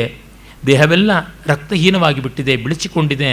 ಹೇಗಿದೆ ಅಂತಂದರೆ ಶರತ್ಕಾಲದ ಕೇತಕೆಯ ಒಳಗಿನ ಎಲೆಯಂತೆ ಅಂತ. ಕೇದಿಗೆ ಹೂವಿನಲ್ಲಿ ಹೊರಗಿನ ಎಲೆಗಳು ಮುಳ್ಳಿಂದ ಕೂಡಿರುತ್ತವೆ, ಒರಟಾಗಿರ್ತವೆ. ಒಳಗೆ ಬರೆದಂತೆ ಮುಳ್ಳು ಕಡಿಮೆಯಾಗಿ ಕಟ್ಟಕಡೆಯಲ್ಲಿ ಮುಳ್ಳೇ ಇಲ್ಲದಂಥ ಮೃದುವಾದ ಒಂದೆರಡು ದಳ ಇರುತ್ತವೆ. ಅವು ಬೆಳ್ಳಗಿರುತ್ತವೆ. ಹೊರಗಿನದು ದಟ್ಟ ಹಸುರಿನ ಬಣ್ಣದಲ್ಲಿದ್ದದ್ದು ಮತ್ತು ಕ್ರಮಕ್ರಮವಾಗಿ ಬಂದು ಬಂಗಾರದ ಬಣ್ಣಕ್ಕೆ ಬಂದು ಆಮೇಲೆ ಕಡೆಗೆ ಒಳಕ್ಕೆ ಬಂದಾಗ ಬೆಳೆಸಿಕೊಂಡಿರುತ್ತೆ. ಕೇತಕಿ ಗರ್ಭಪತ್ರಂ ಅಂದರೆ ಗೊತ್ತಾಗುತ್ತೆ. ಇದು ನೋಡದೇ ಇದ್ದರೆ ಗೊತ್ತಾಗುವಂಥದ್ದಲ್ಲ. ಮತ್ತು ಇದು ಮಳೆಗಾಲದ ಹೂವು, ತಾಳೆ ಹೂವು, ಕೇದಿಗೆ ಹೂವು. ಮಳೆಗಾಲದಲ್ಲಿ ಸೊಂಪಾಗಿರುತ್ತೆ. ಶರತ್ಕಾಲ ಬರೋಷ್ಟೊತ್ತಿಗೆ ಬಾಡಿ ಬತ್ತಲಾಗಿ ನಾರಾಗಿಬಿಡುತ್ತೆ. ಆ ಸ್ಥಿತಿಗೆ ಬಂದಿದ್ದಾಳೆ ಸೀತೆ ಅಂತ. ಶರದಿಜ ಇವ ಘರ್ಮ ಕೇತಕಿ ಗರ್ಭಪತ್ರಂ ಅಂತ ಹೇಳ್ತಾನೆ. ಅವನು ಕೊಡುವ ಹೋಲಿಕೆಗಳು ಕೂಡ ರೆಡಿಮೇಡ್ ಅಲ್ಲ ನೋಡಿ, ಪ್ರತಿಭೆಯಿಂದ ಆಲೋಚನೆ ಮಾಡಿದ ಪರಿಸರದಿಂದ ಸಹಜವಾಗಿ ಬಂದಂಥ ಹೋಲಿಕೆ. ಆಮೇಲೆ ಸೀತೆ ಅವಳು ಬರ್ತಾಳೆ. ಅವಳನ್ನು ಯಾಕೆ ಕರ್ಕೊಂಡು ಬಂದಿರೋದು ಅಂದರೆ ನೇರವಾಗಿ ರಾಮಭದ್ರನಿಗೆ ಅಪಾಯ ಆಗುತ್ತೆ, ಅವನ್ನ ಶೈತ್ಯೋಪಚಾರ ಮಾಡಿ ಎಬ್ಬಿಸಬೇಕು ಅಂತಲ್ಲ. ಹಾಗೆ ಹೇಳಿಬಿಟ್ರೆ ಅವಳಿಗೆ ಸಾಯಲಿ ಅವ್ರು ಬಿಡು ಅಂತಂದು ಬಿಟ್ಟರೆ ಆ ಥರ ಅನ್ನೋಲ್ಲ. ಅವಳಿಗೆ ಗೊತ್ತಾಗಬಾರ್ದು ರಾಮ ಬರ್ತಾನೆ ಅಂತ. ಅವಳಿಗೆ ಏನು ಹೇಳಿರೋದು ಅಂದರೆ, ನಿನ್ನ ಮಕ್ಕಳಿಗೆ 12ನೇ ವಯಸ್ಸು ಬರ್ತಾ ಇದೆ, 12 ಗರ್ಭಗ್ರಂಥಿ ಸಮಯ. ಈ ಸಮಯದಲ್ಲಿ ಅವರು ಉಪನಯನ ಎಲ್ಲ ಮಾಡಿಕೊಂಡಿದ್ದಾರೆ. ಅವರಿಗೆ ಒಳ್ಳೆಯದಾಗಬೇಕು ಅಂತಂದರೆ ಗೋದಾವರಿ ತೀರದಲ್ಲಿ ನೀನು ಕುಲದೇವತೆಯಾದಂತಹ ಪುರಾಣ ಶ್ವಶುರ, ನಿಮ್ಮ ಕುಲದ ಹೆಣ್ಣು ಮಕ್ಕಳಿಗೆಲ್ಲರಿಗೂ ಮಾವನಾದ ಸೂರ್ಯನಿಗೆ ನಮಸ್ಕಾರ ಮಾಡಬೇಕು, ಸೂರ್ಯ ಆರಾಧನೆ ಮಾಡಬೇಕು ಅಂತ ಆ ನೆಪ ಹೇಳಿ ಕರ್ಕೊಂಡು ಬಂದಿದ್ದಾಳೆ ತಮಸಾ ನದಿ. ಇದು ಹಿನ್ನೆಲೆ. ಹೀಗಾಗಿ ಪೂಜೆಗೆ ಅಂತ ಹೂವನ್ನು ಬಿಡಿಸ್ತಾ ಸೀತೆ ಬರ್ತಾ ಇದ್ದಾಳೆ. ಹಾಗೆ ಬರ್ತಾ ಇದ್ದಂತೆ ಸೀತೆಗೆ ಒಂದು ಚಿತ್ಕಾರ ಕೇಳಿಸುತ್ತೆ. ಅದು ವಾಸಂತಿಯದು. ಏನದು? ಸೀತಾದೇವ್ಯ ಸ್ವಕರ ಕಲಿತೈ ಸಲ್ಲಕೀ ಪಲ್ಲವಾಗ್ರೈ ಅಗ್ರೇ ಲೋಲಃ ಕರಿಕಲಭಕೋ ಯಃಪುರ ವರ್ಧಿತೋಭೂತ್ ಕಿಂ ತಸ್ಯ ಅಂತ ಸೀತೆ ಕೇಳ್ತಾಳೆ. ಸೀತಾದೇವಿಯೇ ತನ್ನ ಕೈಗಳಿಂದಲೇ ಸಲ್ಲಕಿ ವೃಕ್ಷಗಳ ಚಿಗುರುಗಳನ್ನು ಕಿತ್ತು ಯಾವ ಮರಿಯಾನೆಯನ್ನು ಬೆಳೆಸಿದ್ಲೋ ಹಿಂದೆ, ಆ ಮರಿಯಾನೆಗೆ ಏನಾಯಿತು ಅಂತ ಸೀತೆ ಕೇಳ್ತಾಳೆ. ಹಿಂದೆಯಿಂದ ನೇಪಥ್ಯದಿಂದ ಇದು ಧ್ವನಿ. ವಧ್ವಾಸಾರ್ಥಂ ಪಯಸಿ ವಿಹರನ್ ಸೋಯ ಮನ್ಯೇನ ದರ್ಪಾದುದ್ದಾಮೇನ ದ್ವಿರದ ಪತಿನ ಸನ್ನಿಪತ್ಯಾಭಿಯುಕ್ತ. ಅದು ತನ್ನ ಜೊತೆಗಾರ್ತಿಯಾದ ಹೆಣ್ಣಾನೆ ಜೊತೆಗೆ ನೀರಿನಲ್ಲಿ ಜಲಕ್ರೀಡೆ ಆಡ್ತಾ ಇದ್ದದ್ದು ಈಗ ಮತ್ತೊಂದು ಸಲಗದಿಂದ ಅಟಕಾಯಿಸಲ್ಪಟ್ಟಿದೆ, ಅದಕ್ಕೆ ತೊಂದರೆ ಬಂದಿದೆ ಅಂತ ವಾಸಂತಿ ಹೇಳ್ತಾ ಇದ್ದಾಳೆ. ಇದು ಸೀತೆ ಬೆಳೆಸಿದ ಮರಿಯಾನೆ ಈಗ ದೊಡ್ಡದಾಗಿದೆ, ಅದರ ಹೆಂಡತಿ ಜೊತೆಗೆ ಅದು ಜಲಕ್ರೀಡೆಯಲ್ಲಿದ್ದರೆ ಮತ್ತೊಂದು ಆನೆ ಅಟಕಾಯಿಸಿದ್ದಕ್ಕೆ ಇದಕ್ಕೆ ರೋಷ ಬಂದಿದೆ, ಏನಾಗುತ್ತೋ ಇದ್ರ ಬಾಳು ಗೊತ್ತಿಲ್ಲ, ಯಾರಾದರೂ ಕಾಪಾಡಲಿ ಕಾಪಾಡಲಿ ಅಂತ ಕೂಗಾಟ. ಇಲ್ಲಿ ಸೀತೆ ಬೆಳೆಸಿದ ಆನೆ ಮರಿ ಎನ್ನುವುದು ಬಹಳ ವಿಶೇಷ. ಸೀತೆಯ ಬಗೆಗಿನ ವಿವರಗಳನ್ನು ಎಷ್ಟು ಕವಿ ಕೊಡ್ತಾನೆ ಅಂದರೆ ಪ್ರತಿಯೊಂದು ಸೀತಾರಾಮರಿಗೆ ಸಂಬದ್ಧವಾದದ್ದು. ಆ ಮರ ಇರ್ಬೋದು, ಗಿಡ ಇರ್ಬೋದು, ಪ್ರಾಣಿ ಪಕ್ಷಿ ಪಶು ಎಲ್ಲವೂ ಕೂಡ. ತಕ್ಷಣವೇ ಸೀತೆ ಆರ್ಯಪುತ್ರ ಆರ್ಯಪುತ್ರ ಪ್ರಿತ್ರಾಯಸ್ವ ಮಮ ಪುತ್ರಕ್ಕೆ ಮಹಾ ಅಧಿಕ್ ಹಾ ಅಧಿಕ್ ಅಂತ ಗೋಳಾಡ್ತಾಳೆ. ಸ್ವಾಮಿ ಕಾಪಾಡು ಕಾಪಾಡು, ನನ್ನ ಮಗುವನ್ನು ಕಾಪಾಡು ಅಂತ. ಅಂದರೆ ಅವಳ ತಕ್ಷಣ 14 ವರ್ಷಗಳ ಅಲ್ಲ 14 ವರ್ಷಗಳ ಹಿಂದೆಯೇ ಪ್ರಾಯಶಃ ಜನಸ್ಥಾನದಲ್ಲಿದ್ದದ್ದು ಆ ಒಂದು ಚಿತ್ರಣ ಅದನ್ನು ಕಲ್ಪಿಸಿಕೊಂಡು ಬಿಡ್ತಾಳೆ. ಅಲ್ಲಿಗೆ ಹೊರಟೋಗ್ಬಿಡ್ತಾಳೆ. ಅಯ್ಯೋ ಈ ಮರಿಯಾನೆ ಏನು ತೊಂದರೆ ಬರ್ತಾ ಇದೆಯೋ ಅಂಥೇಳಿ ಗೋಳಾಡ್ತಾ ಮೂರ್ಛೆ ಹೋಗ್ಬಿಡ್ತಾಳೆ. ತಮಸಾ ನದಿ ಅವಳನ್ನು ಎಬ್ಬಿಸ್ತಾಳೆ. ಅಮ್ಮ, ಇದು ಆ ಕಾಲವಲ್ಲ, ನೀನು ಏಳು ಏಳು ಅಂತ. ಆಗ ಸೀತೆ ಕೇಳ್ತಾಳೆ, ಇದೇನು ಪಂಚವಟಿ ಅಲ್ವಾ? ನಾನು ಎಲ್ಲಿದ್ದೀನಿ? ನಾನು ನನ್ನ ಗಂಡನಿಂದ ದೂರವಾಗಿ ನಾನು ಇನ್ನೂ ಬದುಕಿದ್ದೀನಲ್ಲ, ಏನು ನನ್ನ ಸ್ಥಿತಿ ಎಂಥದ್ದಾಗಿದೆ ಅಂತ. ಆಗ ತಮಸೆ ಹೇಳ್ತಾಳೆ, ಇಲ್ಲಿಯೇ ರಾಜ ರಾಮ ಓಡಾಡ್ತಾ ಇದ್ದಾನೆ ಅಂತ ಅನಿಸುತ್ತೆ, ಶಂಭೂಕ ವಧೆಗಾಗಿ ಬಂದಿದ್ದಾನೆ, ಅವನು ಕಾಪಾಡ್ತಾನೆ ಅನಿಸುತ್ತೆ, ಯೋಚನೆ ಮಾಡಬೇಡ ಅಂತ. ಆಗ ಸೀತೆ ದಿಷ್ಟ್ಯ ಅಪರಿಹೀನ ಧರ್ಮ ಸಹ ರಾಜ, ಆ ರಾಜ ಪುಣ್ಯವಶಾತ್ ಇನ್ನೂ ಧರ್ಮದಲ್ಲೇ ನಡೀತಾ ಇದ್ದಾನೆ, ಪ್ರಜಾಕ್ಷೇಮವನ್ನು ನೋಡ್ತಾ ಇದ್ದಾನೆ ಅಂತ. ಅಲ್ಲಿ ವ್ಯಂಗ್ಯ ರಾಜ ಅಂತ ಅನ್ನುವುದು ನೋಡಿ, ರಾಮ ಅಂತ ಹೇಳೋದಿಲ್ಲ, ರಾಜ ಅಂತ ಹೇಳ್ಬಿಟ್ಟಂತಾಳೆ. ಆಗ ಸೀತೆ ನೋಡ್ತಾಳೆ, ದಿಷ್ಟ್ಯ ಕಥಂ ಪ್ರಭಾತ ಚಂದ್ರಮಂಡಲ ಪಾಂಡು ಪರೀಕ್ಷೀಣಂ ಅದುರ್ಬಲೇನ ಪರೀಕ್ಷಾಮ ದುರ್ಬಲೇನ ಆಕಾರೇಣ ನಿಜ ಸೌಮ್ಯ ಗಂಭೀರ ಅನುಭಾವ ಮಾತ್ರ ಪ್ರತ್ಯಭಿಜ್ಞೇಯ ಏವ ಆರ್ಯಪುತ್ರ ಭವತಿ. ರಾಮ ಬರ್ತಾನೆ ಅತ್ತ ಕಡೆಗೆ. ಇದೇನಿದು? ಬೆಳಗಿನ ಚಂದ್ರಮಂಡಲದಂತೆ ಬಿಳಿಚಿಕೊಂಡು ಬಿಟ್ಟಿದ್ದಾನೆ, ಕೇವಲ ತನ್ನ ಅನುಭಾವದಿಂದ ತನ್ನ ವ್ಯಕ್ತಿತ್ವ ಮಾತ್ರದಿಂದ ಇದ್ದಾನೆ ಹೊರತು ವ್ಯಕ್ತಿಯಾಗಿ ಕಾಣಿಸ್ತಾ ಇಲ್ಲ. ಅಂದರೆ ಅವನ ಗುಣಗಳಿಂದ ಅವನ ಯೋಗ್ಯತೆಯಿಂದ ಒಬ್ಬ ವ್ಯಕ್ತಿ ಅಂತ ತೋರ್ತಾ ಇದೆ, ಅವನ ದೇಹ ಸೊರಗಿ ಹೋಗಿದೆ, ಬರಡಾಗಿಬಿಟ್ಟಿದೆ, ಈ ರೀತಿ ಇದಾನಲ್ಲ ಅಂತ ನೋಡಿ ದುಃಖ ಪಡ್ತಾಳೆ. ಆಗ ತಮಸೆ ಮತ್ತೆ ಸಮಾಧಾನ ಮಾಡ್ತಾಳೆ. ಅಂತರ್ಲೀನಸ್ಯ ದುಃಖಾಗ್ನೇಹೇ ಯದ್ಯುದ್ದಾಮಂ ಜ್ವಲಿಷ್ಯತಃ ಉತ್ಪೀಡೈವ ಧೂಮಸ್ಯ ಮೋಹ ಪ್ರಾಗಾವೃಣೋತಿ ಮಾಂ. ಪಂಚವಟಿ ನೇಪಥ್ಯವನ್ನು ನೋಡಿ ರಾಮ ದುಃಖ ಪಡ್ತಾನೆ. ಬೆಂಕಿ ಏಳಕ್ಕಿಂತ ಮುಂಚೆ ಹೊಗೆ ಆವರಿಸ್ತಕ್ಕಂಥ ರೀತಿಯಲ್ಲಿ ನನಗೆ ಪರಿಸರವನ್ನು ನೋಡೋದಕ್ಕಿಂತ ಮೊದಲೇ ದುಃಖದ ಆ ಒಂದು ಹೊಗೆ ತುಂಬಿಕೊಂಡು ಮೋಹವನ್ನು ಉಂಟು ಮಾಡ್ತಾ ಇದೆ, ನಾನು ಕಾಣಲೇ ಆಗ್ತಾ ಇಲ್ಲ ಇದನ್ನು ಅಂತ ರಾಮ ದುಃಖ ಪಡ್ತಾ ಅವನು ಪ್ರವೇಶ ಮಾಡ್ತಾನೆ. ಆಗ ಸೀತಾರಾಮರು ಪರಸ್ಪರ ಎದುರಾಗ್ತಾ ಇದ್ದಾರೆ. ಸೀತೆಗೆ ಮಾತ್ರ ರಾಮನ ಅಸ್ತಿತ್ವ ಗೋಚರವಾಗ್ತಾ ಇದೆ, ರಾಮನಿಗೆ ಗೋಚರವಾಗ್ತಾ ಇಲ್ಲ. ಅವನು ಮತ್ತೆ ಸೀತೆಯನ್ನು ನೆನೀತಾ ಬರ್ತಾ ಇದ್ದಾನೆ. ದಂಡಕಾರಣ್ಯ ವಾಸ ಪ್ರಿಯಸಖಿ ವಿದೇಹ ರಾಜಪುತ್ರಿ ಅಂತ ಹೇಳ್ತಾ ದುಃಖ ಪಡುವಾಗ ಸೀತೆ, ನಾನು ಇಲ್ಲಿದ್ದೀನಿ, ಆದರೆ ಏನೂ ಮಾಡೋಕ್ಕಾಗ್ತಿಲ್ವಲ್ಲ. ಕಥಂ ಧರಣೀಪೃಷ್ಟೇ ನಿರುದ್ಧ ನಿಶ್ವಾಸ ನಿಸ್ಸಹಂ ವಿಪರ್ಯಸ್ತಃ ಭಗವತಿ ತಮಸೆ ಪರಿತ್ರಾಯಸ್ವ ಜೀವಯ ಆರ್ಯಪುತ್ರಂ. ಇದೇನು ಬಿದ್ದೇ ಬಿಟ್ನಲ್ಲ, ಮೂರ್ಛೆ ಹೋಗ್ಬಿಟ್ನಲ್ಲ, ಕಾಪಾಡು ಅಂತ. ಆಗ ತಮಸೆ ಹೇಳ್ತಾಳೆ, ತ್ವಮೇವ ನನು ಕಲ್ಯಾಣಿ ಸಂಜೀವಯ ಜಗತ್ಪತಿಂ ಪ್ರಿಯಸ್ಪರ್ಶೋ ಹಿ ಪಾಣಿಸ್ತೆ ತತ್ರೈಷ ನಿರತೋ ಜನಃ. ನೀನೇ ಬದುಕಿಸ್ಬೇಕಮ್ಮ ಇವನನ್ನು, ನಿನ್ನ ಕೈಯಿಂದಲೇ ಅವನು ಹೇಳಬೇಕು, ಇನ್ಯಾರೂ ಏನೂ ಮಾಡೋಕ್ಕಾಗೋಲ್ಲ ಅಂತ. ಆಗ ಸೀತೆ, ಇದಕ್ಕಾದರೂ ನಾನು ಪ್ರಯೋಜನವಾಗ್ತಾ ಇದ್ದೀನಲ್ಲ, ಜಾನೇ ಪುನಃ ಪ್ರತ್ಯಾಗತಮಿವ ಜೀವಿತಂ ತ್ರೈಲೋಕ್ಯಸ್ಯ ಅಂತ ಮುಟ್ಟಿ ಅವನನ್ನು ಚೈತನ್ಯಗೊಳಿಸ್ತಾಳೆ. 3 ಲೋಕಕ್ಕೆ ಜೀವ ಬಂದಂತೆ ಆಗ್ತಾ ಇದೆ ಅಂತ. ರಾಮ ಹೇಳ್ತಾ ಇದೇನಿದು, ಯಾವುದಿದು ಸ್ಪರ್ಶ? ಆಶ್ಚೋತ್ನಂ ನು ಹರಿಚಂದನ ಪಲ್ಲವಾನಾಂ ನಿಷ್ಪೀಡಿತೇಂದುಕರ ಕಂದಲಜೋನು ಸಿಕ್ಕಃ ಆತಪ್ತ ಜೀವಿತ ಪುನಃ ಪರಿತರ್ಪಣೋಯಂ ಸಂಜೀವನೌಷಧಿರಸೌ ಹೃದಿನು ಪ್ರಸಕ್ತಃ. ಹರಿಚಂದನದ ಚಿಗುರುಗಳನ್ನು ಹಿಂಡಿ ಒಮ್ಮೆಲೇ ರಸವನ್ನು ಸಿಂಪಡಿಸಿದ್ರ, ಚಂದ್ರನ ಕಿರಣದ ಬಿತ್ತನೆಯ ಮೂಲಕ ಬೆಳೆದ ಗಿಡದ ಗಡ್ಡೆಯ ರಸವನ್ನು ಹಿಂಡಿ ಹಾಕಿದ್ರ, ಸುಟ್ಟು ಬೂದಿ ಆಗ್ತಾ ಇರ್ತಕ್ಕಂಥ ಜೀವನಕ್ಕಿಂತ ಸಂಜೀವನವನ್ನು ತಂದುಕೊಟ್ಟವರು ಯಾರು ಅಂತ ಕೇಳ್ತಾನೆ. ಬಹಳ ವಿಲಕ್ಷಣವಾದ ಇಮೇಜರಿಗಳನ್ನು ಅವನು ಕೊಡ್ತಾನೆ. ಇದು ಭೌಭೂತಿಗೆ ಮಾತ್ರ ಸಾಧ್ಯ. ಮತ್ತು ನೋಡಿ, ಆ ಸ್ಪರ್ಶವನ್ನೇ ಎಷ್ಟು ವಿವರಿಸ್ತಾನೆ. ಸ್ಪರ್ಶ ಪುರಾ ಪರಿಚಿತೋ ನಿಯತಂ ಸ ಏವ ಸಂಜೀವನಶ್ಚ ಮನಸಃ ಪರಿತೋಷಣಶ್ಚ ಸಂತಾಪಚಾಂ ಸಪದಿಯ ಪರಿಹೃತ್ಯ ಮೂರ್ಛಾಂ ಆನಂದನೇನ ಜಡತಾಂ ಪುನರಾತನೋತಿ. ಈ ಸ್ಪರ್ಶ ನನಗೆ ಚೆನ್ನಾಗಿ ಗೊತ್ತಿರುವುದು, ಇದು ಚಿರಪರಿಚಿತವಾದಂಥದ್ದು, ಇದು ಮೊದಲಿಂದ ಮನಸ್ಸಿಗೆ ದೇಹಕ್ಕೆ ಸಂಜೀವನಿಯಾದಂಥದ್ದು, ಎಲ್ಲ ದುಃಖಗಳನ್ನು ಹೋಗಲಾಡಿಸ್ತಕ್ಕಂಥದ್ದು. ಇದರ ತೀವ್ರತೆ ಎಂಥದ್ದು ಅಂದರೆ ಮೂರ್ಛೆಯಿಂದ ಎಬ್ಬಿಸಿ ಮತ್ತು ಸಂತೋಷದ ಮೂರ್ಛೆಗೆ ಒಳಪಡಿಸ್ತಾ ಇರುವಂಥದ್ದು ಅಂತಾನೆ. ಈ ರೀತಿ ಭಾವಗಳನ್ನು ಅಷ್ಟೇ ಆಳಕ್ಕೆ ಹೋಗಿ ಸಾಕಪ್ಪ ಸಾಕು ಅಂತ ಬಿಡಿಸ್ತಕ್ಕಂಥ ಭೌಭೂತಿ ಮಾತ್ರ. ಈ ಥರದೊಂದು ಟಚ್ ಥೆರಪಿ ಎಲ್ಲಿಯೂ ಕಂಡುಬರುವಂಥದ್ದಲ್ಲ. ಪಾಶ್ಚಾತ್ಯ ಕವಿಗಳಲ್ಲಿ ಇದು ಬರುವುದೇ ಇಲ್ಲ. ಕಾರಣ, ಅಷ್ಟು ನಿರ್ಭರವಾಗಿ ಒಬ್ಬರಿಗೆ ಮತ್ತೊಬ್ಬರು ಅಂತ ಬದುಕಿದ್ದೇ ಅವರು ಕಂಡಿಲ್ಲ ಪಾಪ. ಇನ್ನೇನು ಅವರ ಆದಿಕವಿಯಿಂದ ಮೊದಲುಗೊಂಡು ಓಡೋದವ್ರ ಕಥೆಯೇ ಹೊರತುನುವೆ, ಜೊತೆಗೆ ಸಪ್ತಪದಿ ಹಾಕಿದವರ ಕಥೆಯನ್ನು ವರ್ಣಿಸ್ತಾನೇ ಇಲ್ಲವಲ್ಲ, ಅದು ಬಂದಿರುವಂಥದ್ದು. ಇದ್ದದ್ರೊಳಗೆ ಅಲ್ಲಿ ಒಳ್ಳೆಯ ದಾಂಪತ್ಯ ಅಂತ ನೋಡ್ತಕ್ಕಂಥದ್ದು ಒಡಿಸ್ಯೂಸು ಪೆನೆಲಿಪಿ ಇಬ್ಬರದೇ. ಅಲ್ಲಿಯೂ ಕೂಡ ಇಷ್ಟು ಸುಕುಮಾರ ಮನೋಹರವಾಗಿ ಗಾಢವಾಗಿ ಬರುವಂಥದ್ದಲ್ಲ. ರಾಮ ಹೀಗದನ್ನು ಮೆಚ್ಚಿಕೊಂಡಾಗ ಸೀತೆ ಅಂದ್ಕೋತಾಳೆ, ಏತಾವದೇವ ಇದಾನಿ ಮಮ ಬಹುತರಂ, ಇದಿಷ್ಟೇ ನನ್ನ ಪಾಡಿಗೆ ಬಂದಂಥದ್ದು, ಇನ್ನೇನೂ ಇಲ್ಲ ಅಂತ. ಆಮೇಲೆ ರಾಮನು ಅಂದುಕೊಳ್ತಾನೆ, ನಕಲು ವತ್ಸಲೆಯ ದೇವಿಯ ಅಭ್ಯುಪನ್ನೋಸ್ಮಿ, ದೇವಿ ಸೀತೆಯೇ ವತ್ಸಲತೆಯಿಂದ ಇಲ್ಲಿ ಬಂದಿರಬೇಕಲ್ವ, ಎಲ್ಲಿ ಅಂತ ನೋಡ್ತಾನೆ, ಎಲ್ಲೂ ಕಾಣಿಸ್ತಾ ಇಲ್ಲ. ಹಾದಿಕ್ ಕಿಮಿತಿ ಆರ್ಯಪುತ್ರ ಮಾಮ ಅನ್ವಿಷ್ಯತಿ, ಅಯ್ಯೋ ನನ್ನ ಸ್ವಾಮಿ ಏನಂತ ನನ್ನ ಹುಡುಕ್ತಾನೆ, ನಾನು ಅವನಿಗೆ ಕಾಣಿಸ್ದೇ ಇರೋಷ್ಟು ಭಾಗ್ಯಹೀನೇ ಆಗಿಬಿಟ್ನಲ್ಲ ಅಂತ ಹೇಳ್ಬಿಟ್ಟು ಅವಳು ದುಃಖ ಪಟ್ಟುಕೊಳ್ತಾಳೆ. ಇನ್ನೂ ಮುಂದಿನ ಹೃದಯ ಭೇದಕವಾದ ಭಾಗಗಳನ್ನು ನಾಳೆ ನೋಡೋಣ. ನಮಸ್ಕಾರ.